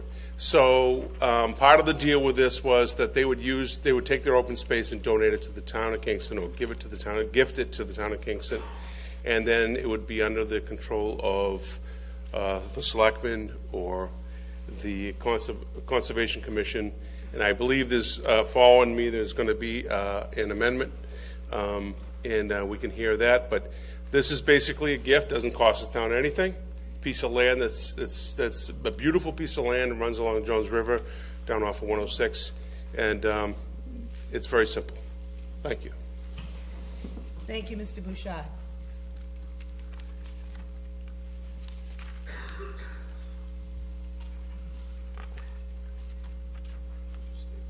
Yes, please.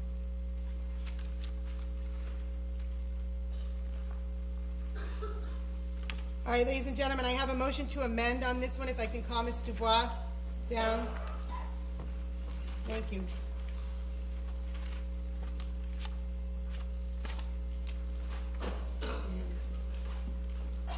Hi, do you have your motion form? Do you have your motion form? If you could just hand that up to me 1 second. I meant to do this for you. Sorry, because you're not amending the whole, you're only amending a portion now, right? Yeah. But I'm just going to put in quotes the section areas that you are actually amending, okay? The red. Yes, but I'm going to point out just the area that's the amendment, okay? You see my red quotes? That's the only area that's been amended from the prior one. But read the whole thing. But I should read the whole Yeah. thing. Thank you, Madam Moderator, and the town meeting. So I'd like to amend that motion to read as follows. Move that the town accept the donation of 2 parcels of open space lots, Parcel A and Parcel B, and that's on your handout, if you have it, Article 13, consisting of 12.15 plus or minus acres shown on the definitive subdivision plan titled Jones River Estates, formerly known as Wapping Road Estates, residential development encouraging open space, rodeos, dated June 9th, 2017, and revised through May 1st, 2018, which are owned by 19 Wapping Road LLC, 353 Hatherley Road, Situate, Mass. 02066, Assessors Map 44, Lot 46-1, and Map 44, Lot 200-19, as located on Wapping Road. Said land to be conveyed to the town free and clear of any liens or encumbrances, and upon conveyance to the town, Parcel A to be held by the Kingston Conservation Commission for protection of natural resources and use for passive recreation by the public, and Parcel B to be held by the Board of Selectmen for general municipal purposes and public benefit and open space. Furthermore, to authorize the Board of Selectmen to undertake any act or to execute any document necessary to consummate this transaction. Thank you, Mr. Black. Do I have a second on that? Second.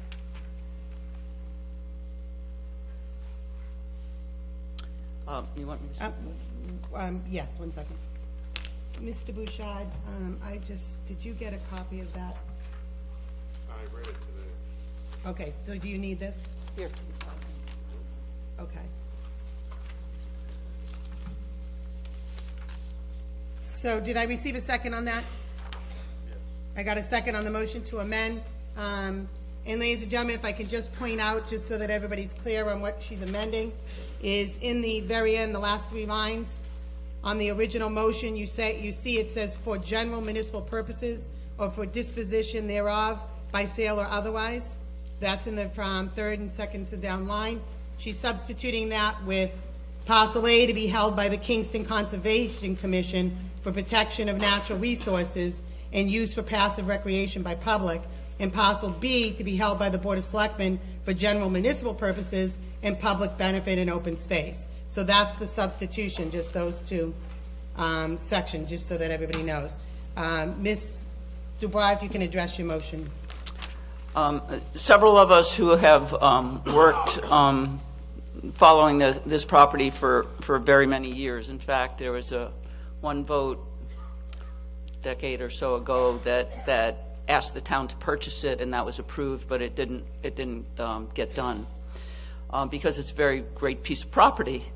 Fortunately, with this development through the planning board under rodeos, residential development encouraging open space, that agreement is that certain amount of this land would be an open space. The way the article was written originally, it said it would be held by the selectmen for sale or municipal purposes and that kind of thing. And that made us, unnerved us a little bit, since so much of it, Parcel A in particular, is in the riverfront area and is enormously valuable as a natural resource area. It's also very close to the Bay Circuit Trail, which is mostly controlled by the Conservation Commission.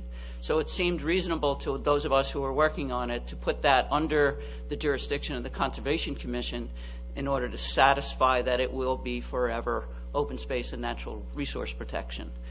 Parcel B is up on the highland, close to Route 27, and we felt, well, if there are other things that the Board of Selectmen need to do, or preserve that as open space as well, but it gives a few more options for the town. So Parcel B under the jurisdiction of the Selectmen until they decide otherwise, and Parcel A under the jurisdiction of the Conservation Commission, but both parcels to fulfill the bylaw requirement that in a rodeos development, the open space is preserved. Thank you, Ms. Dubois. Mr. Bouchard, would you address the amendment in regard to the planning board's position? Yes, I will say this. The town never had, or we and the people donating the land never had any intention of selling or anything else. So I think this amendment is very much in keeping with what we had intended anyway. It makes it firm and keeps it forever. So I think it's a wonderful amendment, and I'm all for it. I have no problem with it. Thank you. Thank you, Mr. Bouchard. Now, Ms. Bosley, is that how you pronounce your name? Bolsey? Bolsey. Sorry, I was putting the L in the wrong place. Ms. Bolsey, if I may, also while we're on the record, I had you come up earlier. You withdrew your motion to amend, standing with Ms. Dubois in regard to her motion to amend. It's basically the same motion. Right, but you withdrew yours. I just want to have that on the record because I Yes. had received it. Okay. Yes. Thank you. So now at this time, I'll take any questions. Do you have any, Ms. Bolsey? I just wanted to speak in favor once we're done with questions. Thank you. Questions? What does it mean by forever? Like it can never ever change? It always has to stay concrete? Your name? Your name? Cortland Howell, 31 Howlands Lane. So, anybody got a forever? Mr. Talaman? Yes, if a land is dedicated for public, open space, or park purposes, it's forever unless this town meeting takes a specific action and the legislature approves it, or if the town burdens the property with a formal conservation restriction would also be forever. So once open space, always open space. Unless it goes to town meeting. No, it would require more than town meeting. It would require the legislature as well under the Massachusetts Constitution, what they call Article 97. Okay. Once a town meeting votes to dedicate land a park or open space, it requires not just town meeting, but also a legislative act. Okay, thank you. Thank you, Mr. Hollow. Mr. Randall? Very briefly, I'd support the amendment because the... It's questions, Okay, because otherwise you'll get behind Ms. Bolsey. okay. In that Okay. case, can Any you other call the que- amendment? Any other questions? Okay. Not on the amendment. Okay. Just John Michael Font, 16 May Avenue. Just to make sure I've understood correctly, if this motion to amend carries, does that prohibit the town from being able to sell that parcel? It's parcel A that you're looking to make conservation land, correct? Yes, council just said, once it goes to open space, once we voted in, it's in. But- That's it.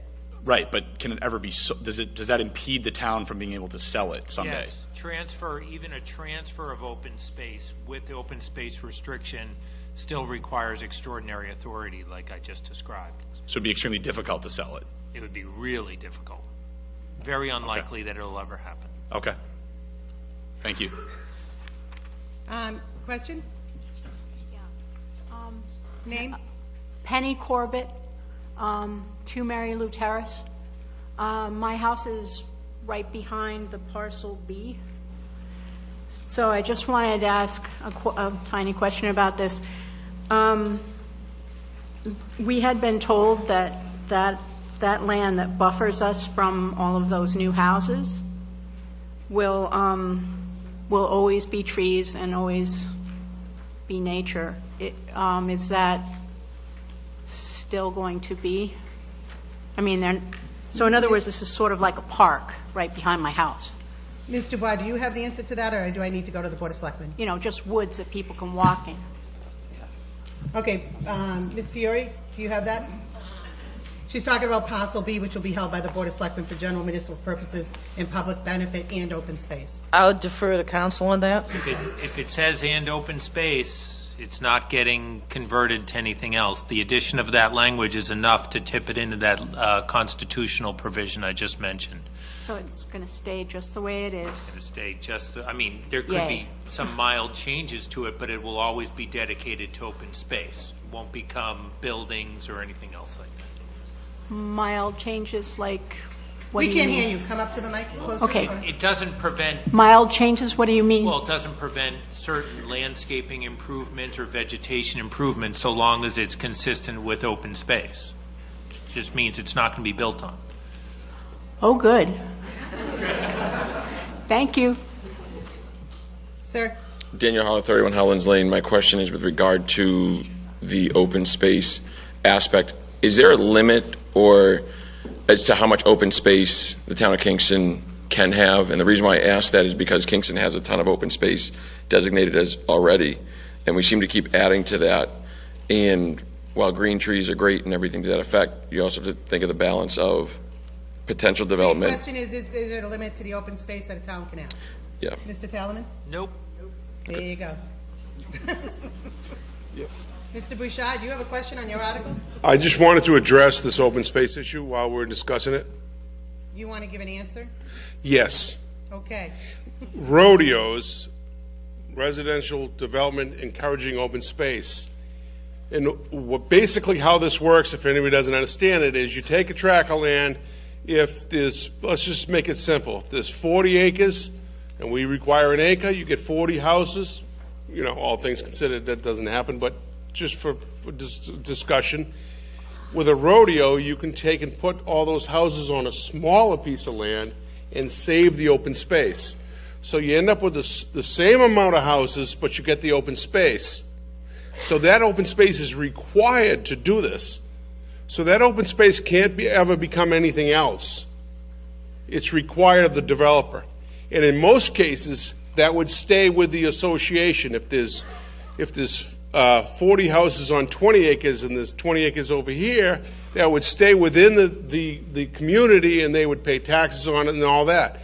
In many of these cases, what we're seeing is the Conservation Commission wants this piece of land because it's very sensitive, like this case right along the river. So we come up with this article, instead of the community owning that piece of land, the town owns it and they kind of maintain it and they look after it. So these pieces of land is not just, you know, open space being forced on anybody. This is open space that's being developed. It's happening because of rodeos, which is a wonderful idea. You put a house on half an acre instead of a whole acre, and you save all that rest of the land for wildlife and everything else. That makes the town a nicer place. That land will stay that way forever, and it can't change.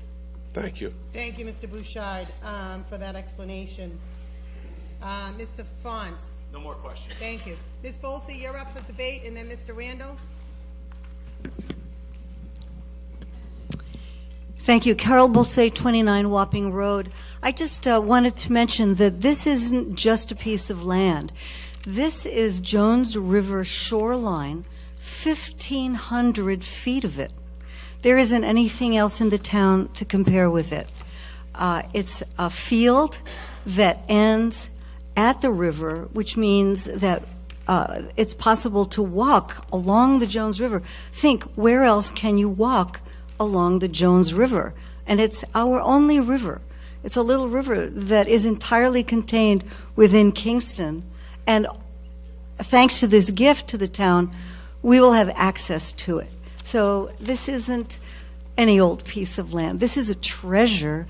And the reason for this amendment is partly to make sure that the owners of the houses who all live there, should they form an association, cannot buy this piece of land, turn it into a clubhouse or tennis courts, and make it private and forbid the people of Kingston to use it. This is for all of us. We'll all be able to go there. So please vote in favor of the amendment. Thank you. Thank you, Ms. Bolsey. Mr. Randall? Very briefly, open space is absolutely critical to the health of this town because as a municipality, we're not only custodians of our own property, we're also custodians of the wildlife in the community. And you can see already the prevalence of deer now in places you've never seen them before. You drive around, my wife and I, we've spotted deer at the side of the road numerous times. That's because one by one, these developments, they gradually reduce the habitat. The maintenance of open space to allow migration of deer instead of through our backyard, through protected areas, is essential. It's also essential to the value and the quality of life for the rest of us. We need a healthy ecosystem. I urge the support of this amendment. I think the Conservation Commission has done an excellent job in that end. Thank you, Mr. Randall. Yes, excuse me, Eileen Tootin, 21 Wapping Road. I'm just in support of this because these open spaces are for everyone in the town. It's not just, like you say, the people who live there. It's everyone in the town to be able to enjoy and walk, and all the wildlife that you were just talking about. So go for it. Thank you. Cortland Howe, 31 Howlands Lane. If it's currently private property, I don't see how everybody's entitled to it, number one. And number two, I have an issue when you set something in stone forever and which can't be changed. There's numerous places that have rivers and construction right beside it that's beautiful, so I oppose this. Thank you. Thank you. Mr. Font. Joe Michael Font, 16 May Avenue. I am in support of maintaining the open space. I think it's a great concept, and I think we should support that. However, I'm not in support of this amendment for basically the sole purpose that I don't support the fact that it ties the town's hands in terms of what we can do with this piece of land. I appreciate that it's been presented that the town didn't have any plans to sell it anyways, and I think that's probably the right decision regardless, but I would not be in support of taking that option off the table. None of us know what the future holds. We've got a lot of projects in this town that can get quite pricey very quickly. Not so long ago we heard perhaps $7 million for a water treatment plant. So with things like that going on in town, I wouldn't want to resort to having to sell pieces of land such as this one, but I also wouldn't want that to be taken off the table because 2 years, 3 years from now, we don't want to be kicking ourselves saying, shoot, it's too bad we can't sell that piece of land because we're in desperate need for that money. So I would not support this amendment just for the sole purpose of being able to have that option on the table someday in the future for some sort of unforeseen circumstances. Thank you. Thank you. Ma'am? Lorraine Bergio, 42 Winthrop Street. I'm looking at the map that was with the handout, and I'm looking for where public access would be for either of these properties, and I can't seem to find it. I can't see a place where the public could park a car, for instance, and walk the property. Oh, sorry. Do you want to address that, Pam, or do you want Ms. Fiore from the Board of Selectmen who created the handout? So the road in McFarland Lane, I think it's called, will be a public way. So the road in from the Wapping Road and the road where the road empties into Wapping Road is a public way. So you can enter that public way and walk all along it, and the Conservation Commission could make improvements if they felt like it was needed. So that's the point of having. All right. Sorry. No, I was telling her to wait. No, You go ahead. So if, depending on the usage and the time, if there are accommodations that the Conservation Commission sees fit to do, they can do those in order to accommodate the public use. So from Wapping Road and from Route 27, and then from the road itself, you can enter into parcel A in the middle of that development. It goes. The parcel A goes out to that street in the middle there. So there's a lot of that. There's actually a tremendous amount of access. And if, part of the reason why there's a Conservation Commission and Open Space Committee is that they plan, to try to connect these things. And that's what we've been doing since 1985. So we've been making a continuous connection along the river from Silver Lake all the way down to this point. Thank you, ma'am. Mm-hmm. I believe Mr. Randall, and then over there. Yeah, Bradford Randall, 39 Winter Street. I respectfully disagree with Mr. Fonts and Mr. Harlow. I understand the need to allow economic development to prosper, but these particular parcels of open space, especially as Pine's talking about the one on the river, that's just invaluable, and I can't think of another place where you can walk along the river. I don't want someone to develop that. I mean, that's what keeps Kingston. So I'm only saying something because it's 2/3, and I think there's an effort to get some votes against this. So I would consider this very important that you vote for it. So I'd ask you to do that. Thank you, ma'am. Sarah Altair, 41 Landing Road. I very much support this amendment, and I just want it to be clear to everybody here that this will be public land. You will be able to go there and walk along the river if this passes. But also, I wanted to ask Mr. Bouchard, I guess, through you, to clarify. I believe that on the plan that the planning board approved, there is a space for public parking as well, so that there will be some place for people who want to go there and walk around to park. Is that not true? Thank you, Ms. Altier. Mr. Bouchard, I'm sorry, can you move back to allow Mr. Bouchard access? Thank you, Mr. Bouchard. Can you answer, is there going to be, or is there availability of public parking? Yes, off of the Wapping Road, as if you're out of town, it's called Wapping Road. On the Wapping Road end, there is, right at the beginning of the entrance into the development on the left, there is parking, and that's where there'll be trails going in to walk along the river. Also, while I'm here, Well, can you just stick to that one? can I just clarify one thing? Yep. Because people are talking about developing this land. If we sell or develop this land, the whole development is null and void. We're not getting that point. It has to stay the way it is. Even if we leave the language, there's no amendment, this land will stay the way it is. I just think the amendment just makes it cleaner. Thank you. Thank you, Mr. Bouchard. Ms. Altier, anything else? All right, if you guys have been up, have you been up already? Anything new, information only? I think you've been up, right? Yeah, I have been up once. I asked a question. All right, new information only. Sure. Just some food for thought for all the people who are in favor of promoting open space for the public. Again, just a weigh-in question is, are those same people willing to donate their backyards to public space so that everybody can enjoy it? Because a lot of people have beautiful backyards. Again, Ms. Bolse, new information.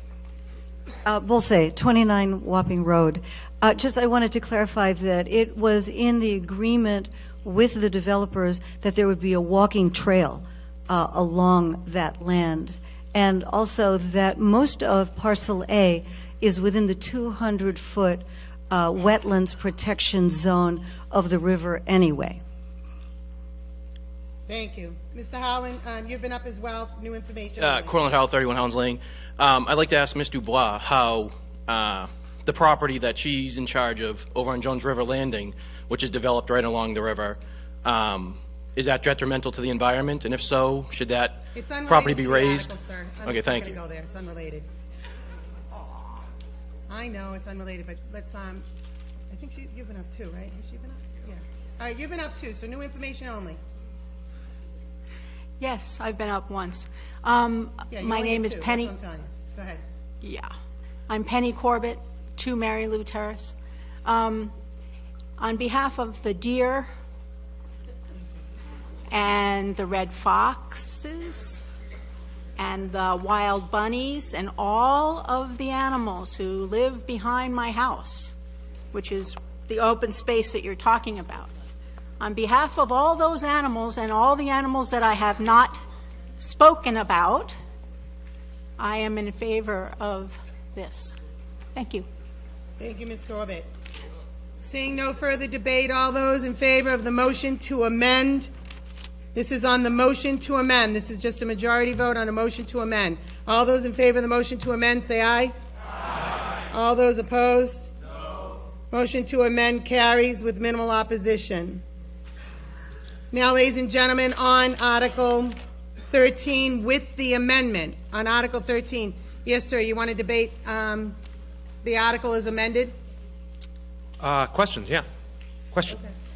Okay. David Fuller, 233 Country Club Way. Any environmental concerns with any of this property, considering that the developer didn't use it? Did he do that for a reason? What? The property. Is there any environmental concerns? I get what you're saying. Is there any advice? Yeah. Mr. Bouchard? One of the requirements we had with the developer giving us this land, we required them to do a 21E, which is a contamination study, and it came up clean, and they paid for it. Great. So that answers no. Thank you. 21Es. Yeah, I mean 21E done. No. Follow-up question. Before the land is donated, has the developer satisfied all the requirements from the building department as far as cleanup of construction debris and so on and so forth? Mr. Bouchard, do you want to answer that, or do I need the building inspector to answer that? Who?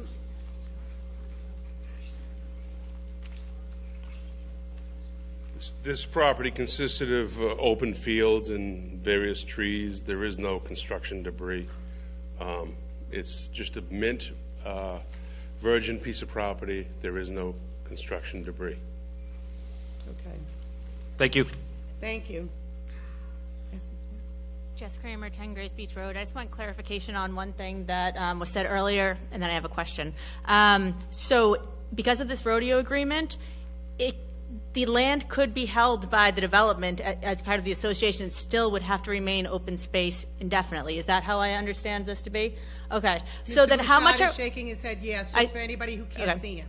So how much are we foregoing in property taxes on this land that's going to be open space one way or the other by accepting the donation versus letting the association of this new neighborhood hold it in beneficial interest? So that's my question. Okay, anybody want to answer it? We got Fiore, we got tax collector. Anybody want to answer that one? Mr. Armstrong. I think it has to do with public access and also with liability. If you have a private association, they don't want the public on it because they have a liability. So I think it's a matter of so they can be open to the public.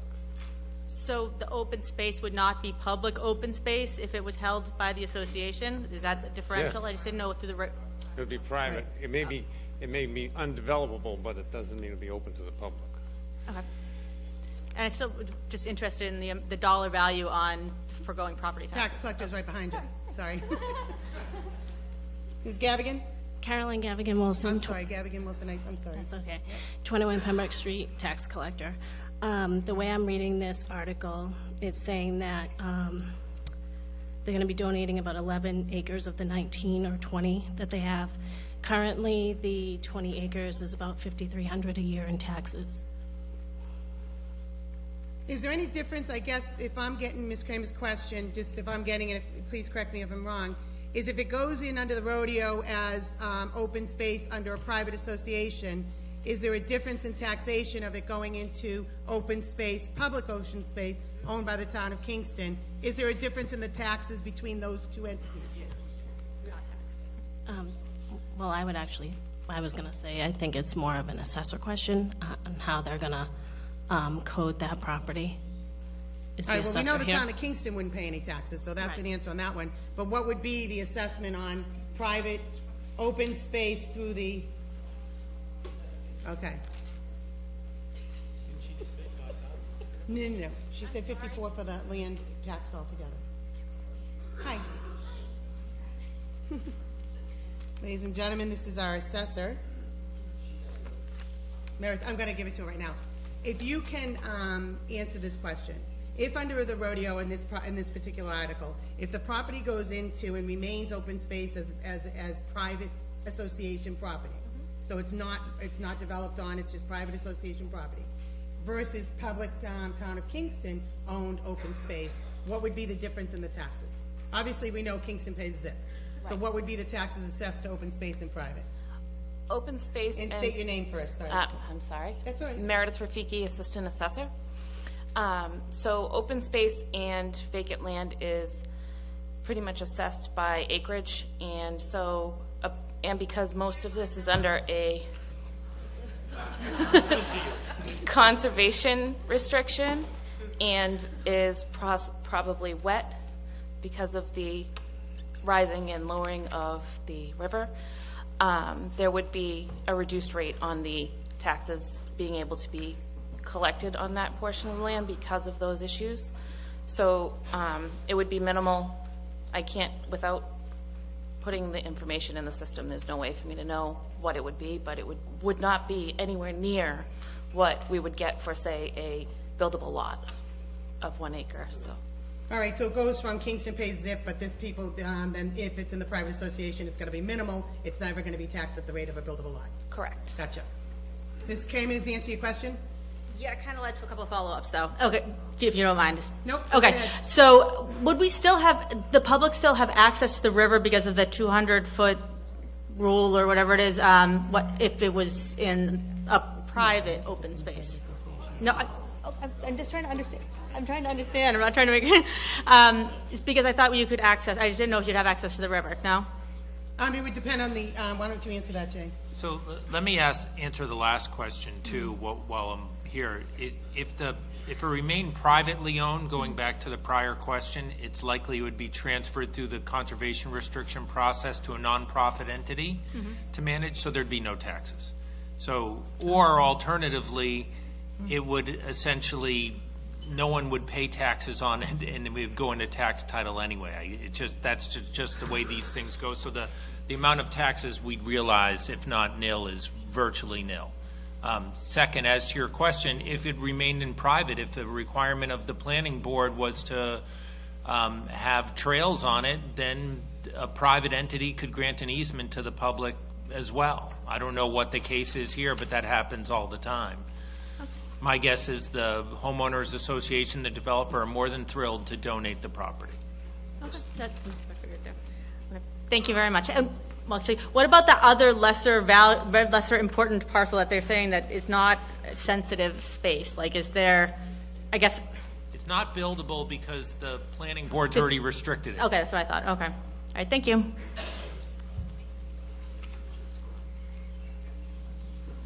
Yes.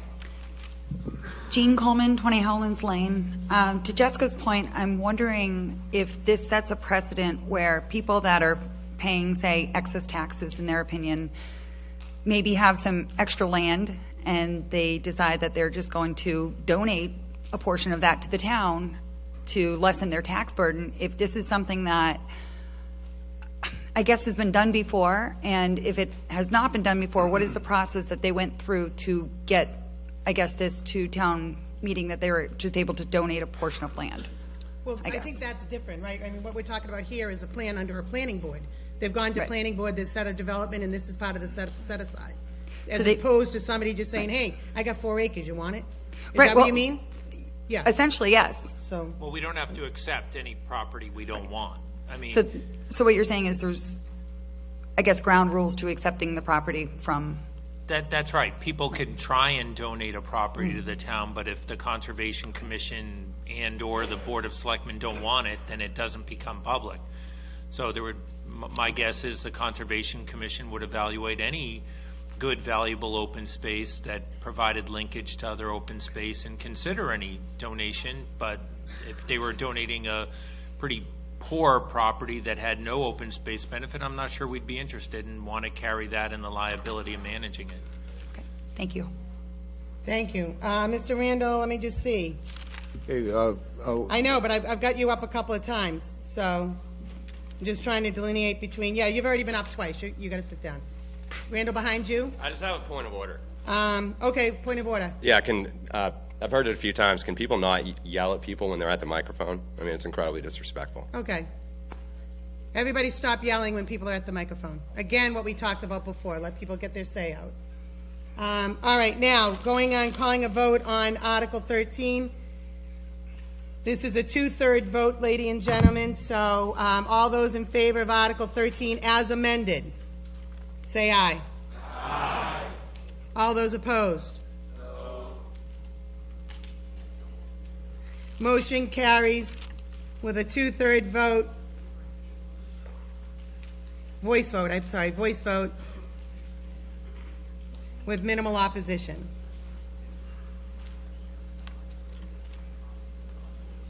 Madam Moderator, move to reconsider. Name? Peter Baird, 109 Summer Street. So Mr. Beard has done a motion to reconsider as we've done before. A yes vote reopens debate and a no vote closes it forever. All those in favor of the motion to reconsider, say aye. Aye. All those opposed? No.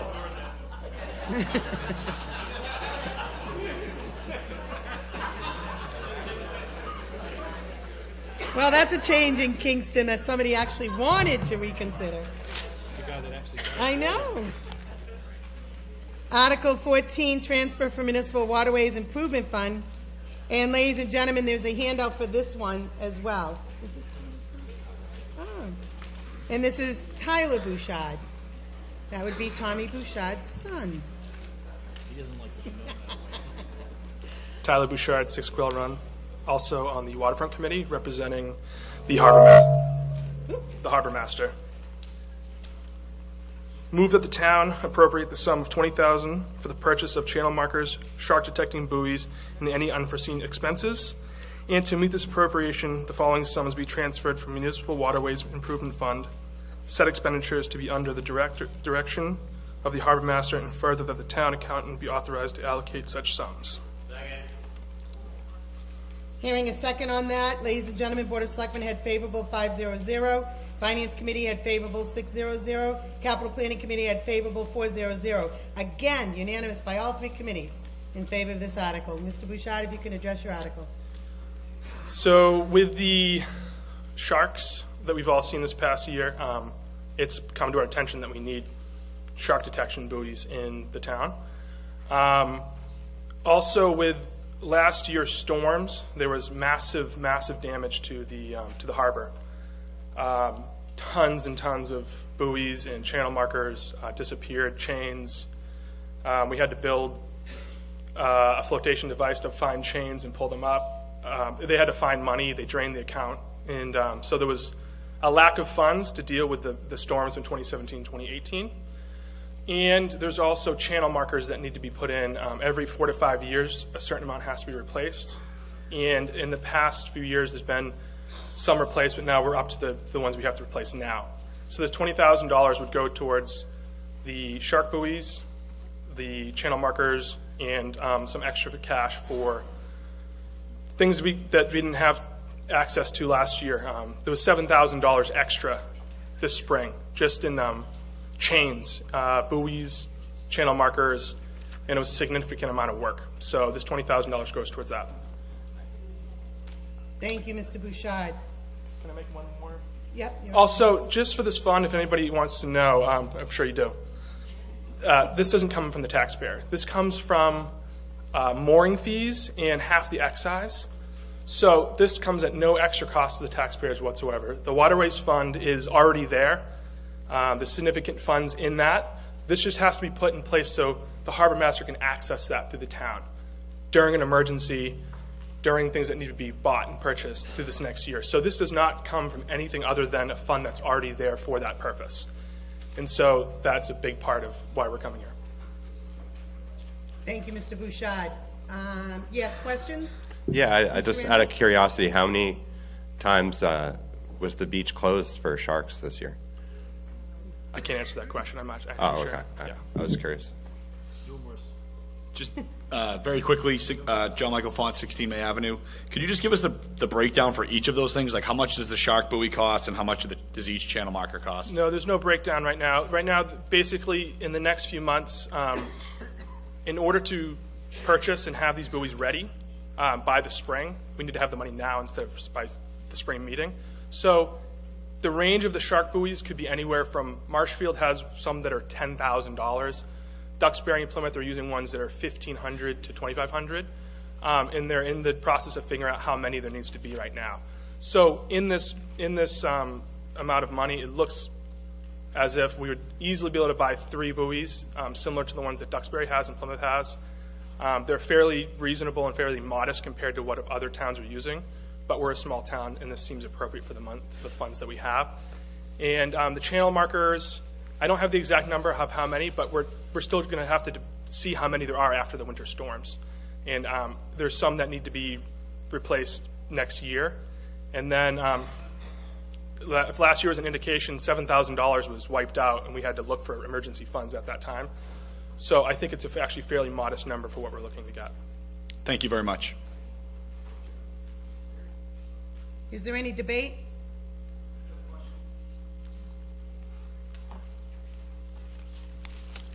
Russ Boydell, 14 Wharf Lane.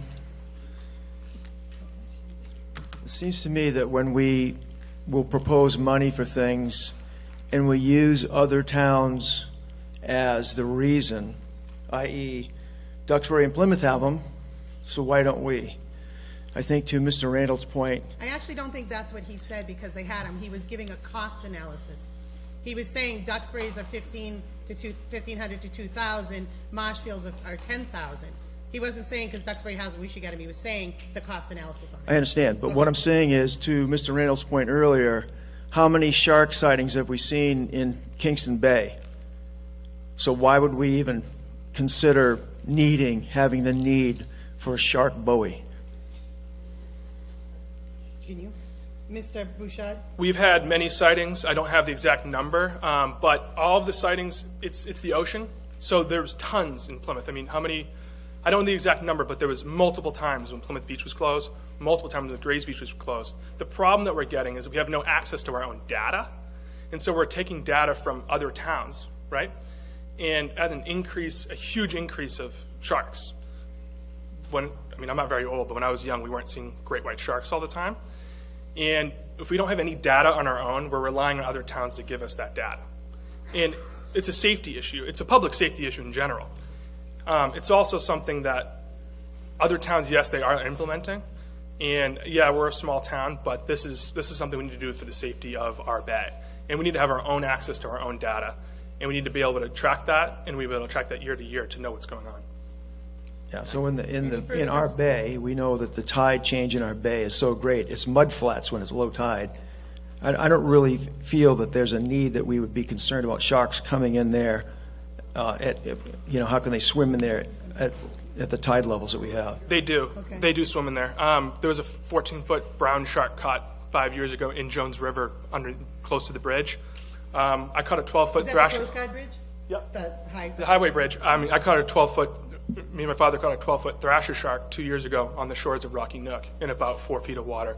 It has nothing to do with tidal flats. They come in. We have very warm water this year. There's a lot of bait fish. There's a huge increase of seals. I never saw one seal my entire life growing up in Kingston until 2 years ago being in the bay. I see them every single time by Cripple Rock, by Grays Beach. Every single day I'm out there, I see seals. Sharks eat seals. Seals come in to our waterways. They go shallow. They ambush on bait fish. The sharks ambush on them. And if you see the videos of anywhere in the world, they like to go in shallow water. That's how they operate. Yeah, thank you. Thank you. I just wanted to add to that. Jared Wakus, 15 Village Path, member of the Waterfront Committee. Plymouth did have confirmed sightings by the Bug Light and by Browns Bank. We don't know how far they come in, and that's the point of the buoys. Given the safety factor, and it's not coming out of taxpayers' money, this would be money well spent, especially with the new Grays Beach and kids in the water. Sir? Come on, go ahead. Rob Short, St. Francis Ave. I don't know if you guys know a lot, but I actually do all the volunteer diving for the Harbor Master Department since 2010. So I'm down there, and it's a breeding ground for sand tiger sharks. I've seen them, 6-footers, and these sharks are coming in, and seals are coming in. Just what Tyler said, I voluntarily do it. I don't get paid to do it, and I've been doing it since 2010. So for my safety, I'd appreciate this being done. Please. I don't feel like getting eaten, so I do voluntary law enforcement for the last, 9 years here. I'd appreciate it. Thank you. Thank you, Mr. Short. Go ahead, sir. David Fuller, 233 Country Club Way. Just for a point of clarification, but I'll start with a question. What percentage of sharks are tagged? What? What percentage of sharks are tagged? Are tagged? Tagged. I didn't know if you said attacked. No, So tagged. I thought you wanted to know how many sharks were Tagged. Okay, tagged. Tagged. Okay, does anybody have that information about tagging and, okay. Would that be a small percentage or a large percentage? Well, that is because that's what can be read. I have no idea. Okay. The buoys only detect tag sharks, correct? Thank you. Yeah.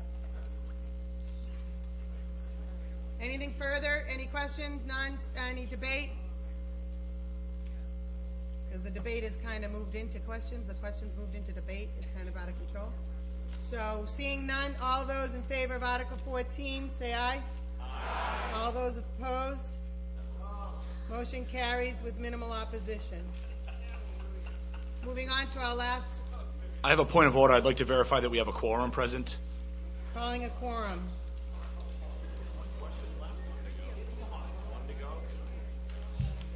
All right, tellers, come on down. Let's count them.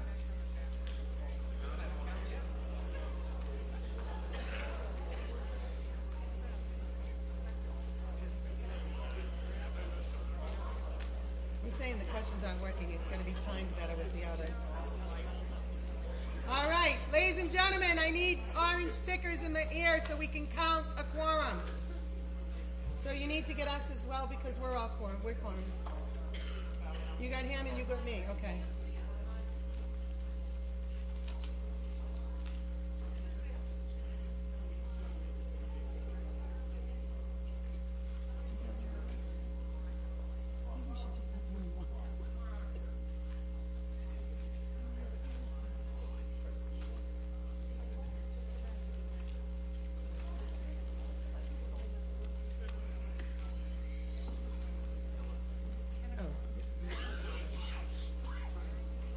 Mr. Basler. 46. Mr. Basler's 46. Mr. Pepe. 44. Mr. Pepe's 44. Mr. Armstrong. 34. Mr. Armstrong is 34. Ladies and gentlemen, we have 124 voters present. We have a quorum. Article 15. Whoops. Article 15, assessors consultant. We have, now I'm not sure if there's two handouts or one on this one. Just one. And Mr. McGinnis, you'll move the motion. Andrew McGinnis, Chairman of the Board of Assessors. Move that the town vote to transfer $30,000 from free cash to account 01142-52316-revaluation for the purpose of funding for a consultant firm for the assessors. Having a second on that, ladies and gentlemen, the Board of Selectmen is 5-0-0, favorable vote. The Finance Committee is favorable, 6-0-0, unanimous vote by the Board of Selectmen and Finance Committee in favor of the article. I understand our assistant assessor will be addressing the article. Ms. Rafiki, is that how you say it, Rafiki? Yes. Thank you. Hi, Meredith Rafiki, Assistant Assessor for the Town of Kingston. Good evening, Madam Moderator, residents, Board of Selectmen, Town Administrator Coulter, and members of the Finance Committee. Madam Moderator, I have developed and distributed to the members of Town Meeting a summary of events and a timeline in support of this article. I would like to begin by first explaining the difference between real estate and personal property. The Assessor's Office is responsible with assessing all real estate and personal property held within the Town of Kingston for the purposes of taxation. Real estate taxes are assessed to landowners on the land and the improvements thereon, things such as buildings, sheds, pools, etc.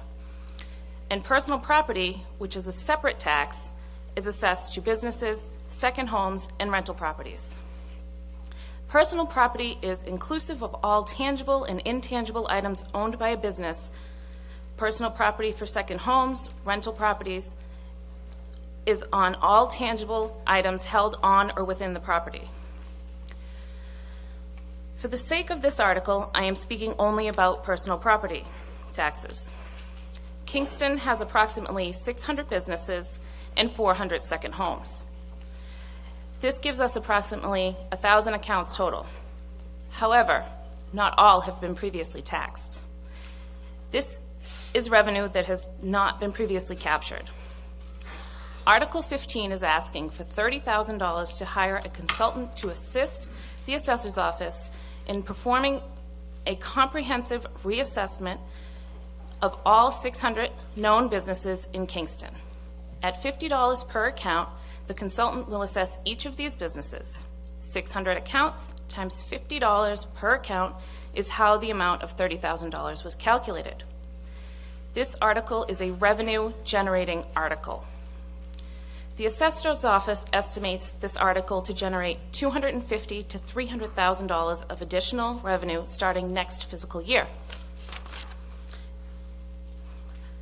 Since the start of this project, Kingston is already receiving an additional $64,482 of revenue for this current fiscal year.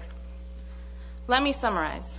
By supporting this article, Kingston is estimated to receive an additional $250,000 to $300,000 per year in personal property tax revenue, which has not been previously captured. This article has been fully vetted and is being supported by a 2-to-1 favorable vote by the Board of Assessors, a 5-0-0 vote by the Board of Selectmen, and a 6-0-0 vote of the Finance Committee. This action will fairly shift the unsustainable tax burden currently being placed on residential taxpayers. Madam Moderator, I'd be happy to answer any questions. Thank you, Ms. Ravicki. Any questions?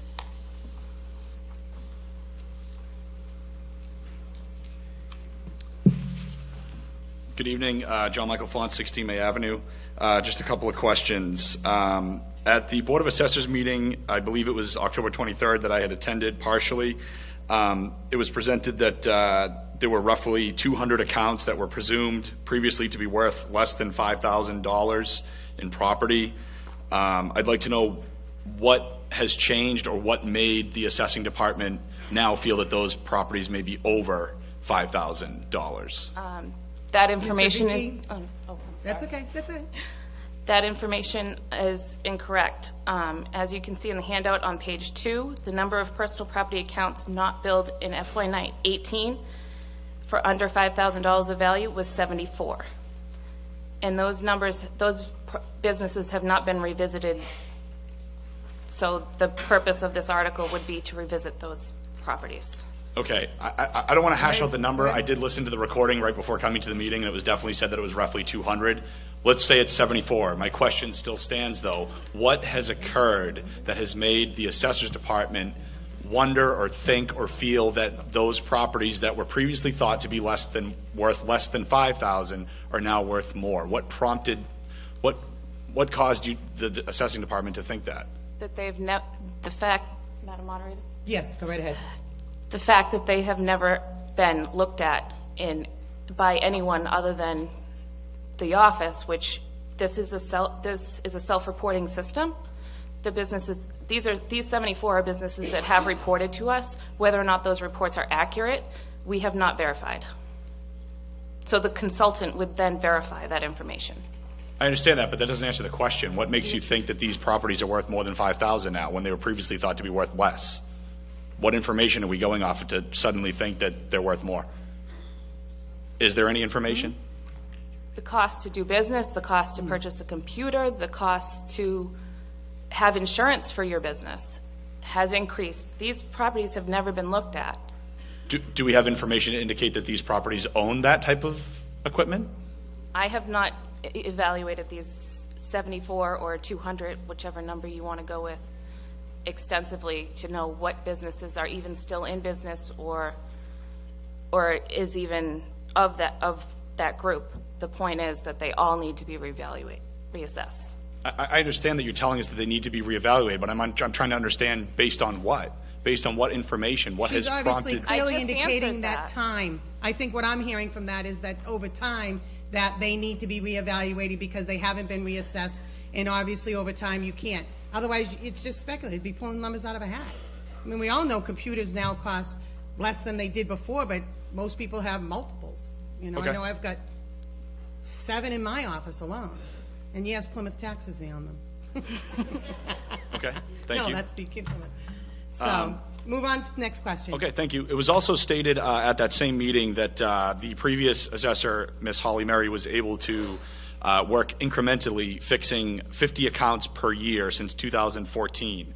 It's my understanding that she didn't have extra staff or an outside firm to do that for her. Yes, she so I'm did. trying to 1 understand. second. My question is, why do we now need an outside firm as opposed to continuing to do what she had been doing? Okay. So the question is, Ms. Mary indicated that 50 accounts were done per year by her. The question is, were they done by her alone, or your indication, what you already answered was no? So can you advise what Ms. Mary did? Okay. Because you worked under her, right? Yes, if I I did. remember correctly? Okay. So the 50 accounts were actually being done through our contract with RRC, which is one of the companies that is bidding for this. So those 50 accounts were not done by Ms. Mary. It was done through a contract with RRC to add on incrementally.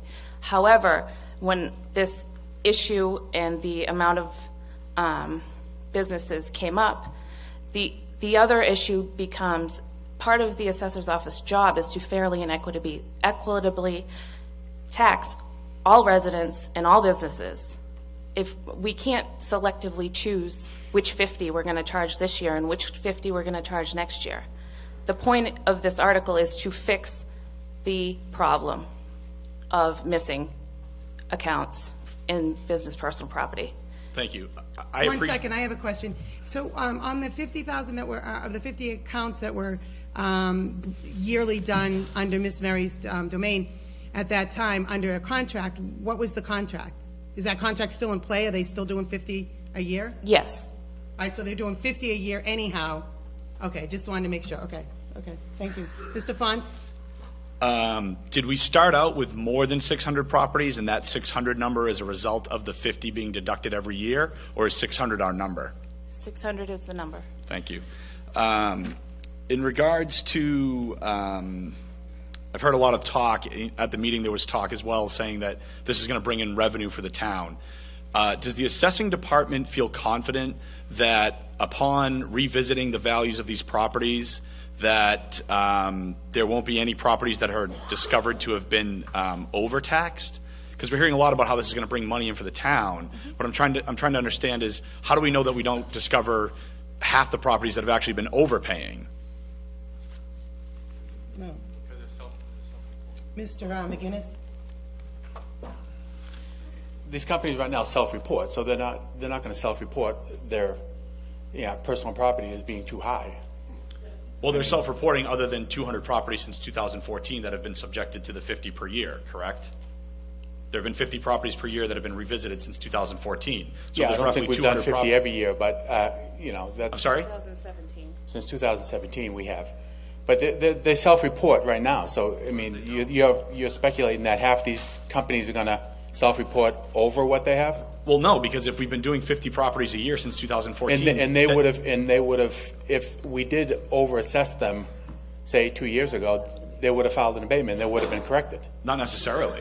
Well, wait a minute, let's not get into a debate. Well, the issue becomes, does everybody understand what happens by businesses? Businesses have to self-report. You file an inventory, you list every piece of property that's in your business, you put a value on it, and then over the years you depreciate that value, and then the town tax you on it. That's what it is. So as of right now, the businesses that are filing inventories are valuing their own value.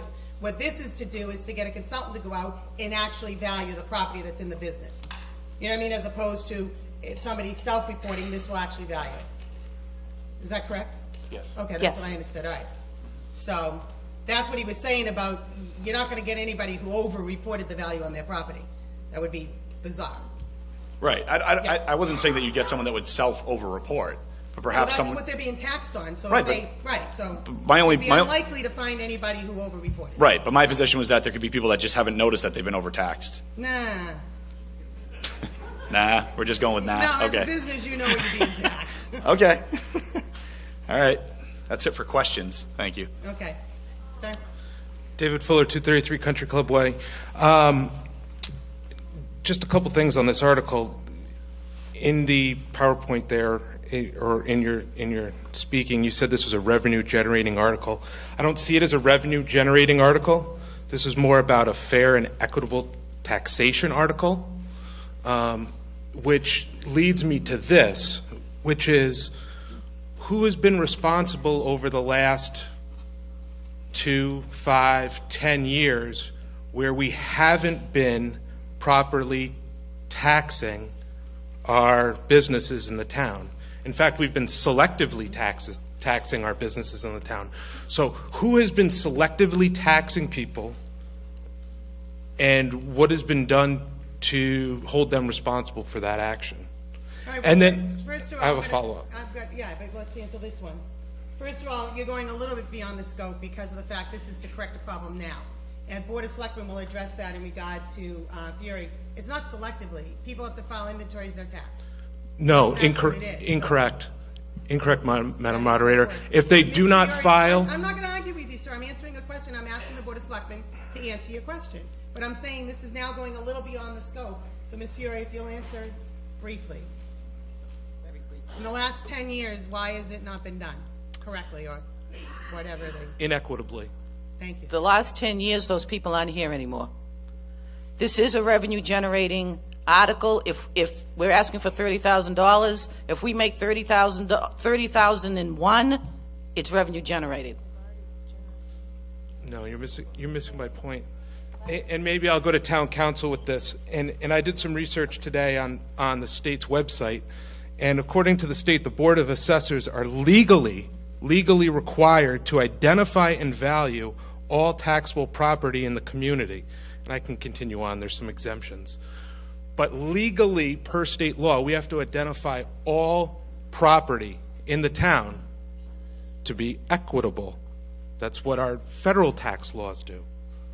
So my question again is, why have we been selectively taxing? Because we haven't. We've known for years that there's more businesses in this town, and someone has chosen to not file state law, and legally we are required to identify. We don't have to tax them, but we are legally required to identify them all.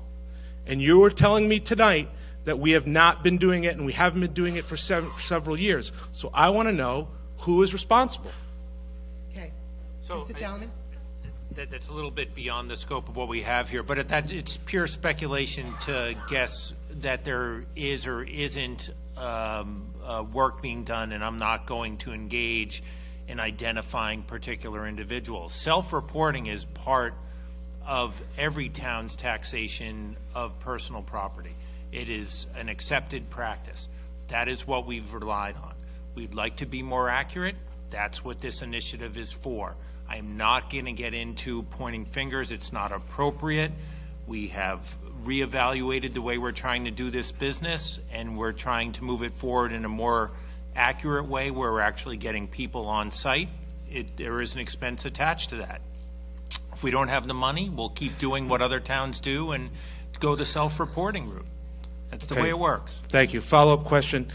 If they don't self-report, what is the procedure? There's actually one, right? You answer that? They could, you can, go ahead. No. No. In my experience, where people choose not to self-report, then there are ways to send people out and have it done. If you don't, you get a questionnaire as a business. If you don't fill it out, then sometimes they make an arrangement for someone to come and inspect. I don't know what the town does here, but. Yes, what does the town do if somebody doesn't self-report? Since this discovery and working towards fixing this problem, the assessor's office has found, it's on page 2 of your handout, 244 businesses. Those were part of a group that was, and 96 of those businesses were not able to be verified. So we verified 244.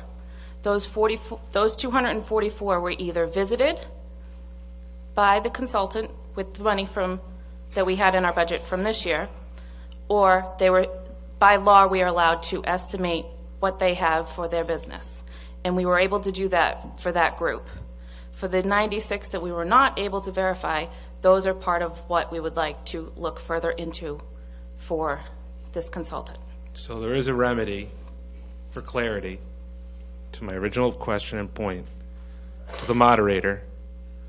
There is a procedure where we tax people that are non-compliant with their reporting. Correct. Yeah. Correct. Thank you. Thank you. Madam Moderator, I'd like to file a motion to amend. Yep, bring it down. May I read it before I bring it down? Nope. I don't have it memorized. Nope. You have to present it first now in writing, that's what we're doing. And then, because if it's not in good form, we would normally adjourn this article and move on to the next one. But, thanks. But we don't have a next one.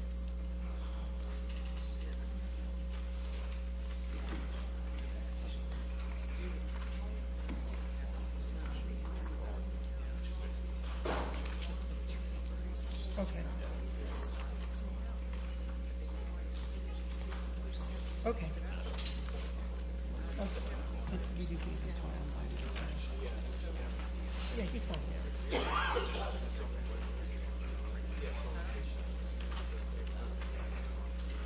It's fine. Yes. Yep, but we're gonna need that back.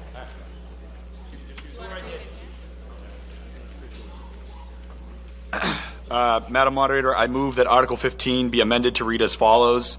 Move that the town vote to transfer $20,000 from the free cash to account 01142-52316, revaluation for the purpose of funding for a consultant firm for the assessors. And I'd respectfully ask to be heard on the motion. Oops, sorry, thank you.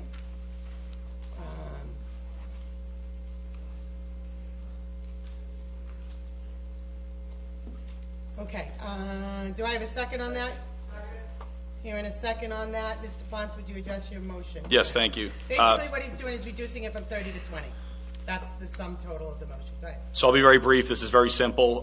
It was stated at the October 23rd assessors meeting that there were 600 total properties. That was confirmed tonight. It was also stated that there were 50 properties being fixed since 2014. That was also confirmed tonight. So 4 years of properties being corrected. 4 times 50, that's 200 properties that have been done, so you can take that off of the total of 600, which leaves 400 properties that haven't been fixed yet. If you take the 400 properties times the $50 per property, which has been confirmed is what we're being charged, you're left with $20,000 as opposed to $30,000, which is the reason for my amendment. Thank you. Thank you, Mr. Fons. Ms. Ravicki, do you want to address that on behalf of the assessors? Yes. While Mr. Fons's math is correct, those 200 properties that he is estimating that we have already gotten into, not all of those which have been added to the books have been fully examined. Some properties don't allow us in. We still have to estimate. So the purpose of this is to make sure that we can get into as many properties as we possibly can in order to generate as much revenue as possible for the town. As a point of order, I believe I stated earlier that the assessor's office has already added an additional $64,000 and $482 to this year's revenue. So essentially, the article is somewhat already paid for itself, but that's my 2 cents. Okay, thank you, Ms. Ravicki. Okay. Yes. Just as a point of clarification, the 200 properties is not my estimate. These are numbers that were spoken by yourself and other attendees at the meeting, and they were confirmed tonight. What I'm hearing is that although we've gone out and quote-unquote fixed 50 properties per year, apparently that's like the second or third time that we've fixed a problem that is never being fixed. So that, to me, poses the question of why should we support yet again spending more money on supposedly fixing these assessments when every time we turn around, the last fix wasn't actually a fix. So to me, that causes more concern. Thank you, Mr. Fons. Mr. Fuller? I'm actually not going to agree with my friend John. I'm not in favor of his amendment. I'm in favor of the original as written, if not even a higher amount, because this is about fair and equitable treatment of taxation under our law and under state law. We should have to. It should cost us whatever it costs us to be in compliance with state law. That everyone is properly evaluated and are taxed properly. Period. End of story. Thank you. Sir? Peter Baird, 109 Summer Street. Two questions, or one question, and then to speak in favor of this. Question is, would all of the revenue necessarily be used? Would you actually do all 600, and so there would be the full 30,000 expended? Are you asking if they get the 30,000, will they do all 600? Yes, Okay. exactly. And if not, the balance would remain in your budget. That's correct. If we attempt, at this point, we have at least approximately 170 businesses that are questionable as far as whether or not we know if they are either still in business or ever came to fruition from when they filed their business certificate. Those businesses would be looked into, as well as the undervalued ones, to see if they're still in business. If there's money that's not spent, this money comes back to the free cash, so in the general budget. So if we don't spend the 30,000, it comes back. I think his question was, would all 600 be evaluated? Yes, if we find that all So all 600 600 are in will be done. existence, yes. Thank Very you, good. Mr. Mayor. Now you can Thank you, and address. just want to speak in favor Yeah, I was of, done with the whole question. of Thank this, you. speak against this amendment and in favor of the overall motion. Against amendment, favor of motion. Gotcha. Carol Bosse, 29 Wapping Road. I'd like to speak also against the amendment and in favor of this motion, but I also have a procedural question. I understand you to say in the beginning of this town meeting that people were allowed to speak twice to any given article, and is that in fact correct? It's twice two, but once a motion to amend comes on the table, it alters it. Because it's a new item. And it alters it to what? How many times? Two, again, two on the motion to amend technically, and two on the article, but I've been kind of monitoring it in regard to what's going on with who's arguing what. Because again, it started with questions. I'm going to tell you right now, I'm not a fan of this question section right now because I think that it's going out of control. It's out of control, I agree with you. So it's not going to happen next meeting at all. I find this is not successful, in my opinion. So it will go back to debate, and then questions can be asked, but it will be on those timetables. Seeing no further questions or debate on the motion to amend, I'm going to now move on the motion to amend. All those in favor, say aye. Aye. All those opposed? No. Motion does not carry. On the main motion of Article 15, not amended, so for the $30,000, all of those in favor of the motion on Article 15? I think it's been debated enough. Everything's been debated enough. It has been. We debated the 30, then we debated the 20. Huh? No. Done. Done. There was enough room for 30 and there was enough room for the 20. I am ruling as moderator. It has been debated enough. All right?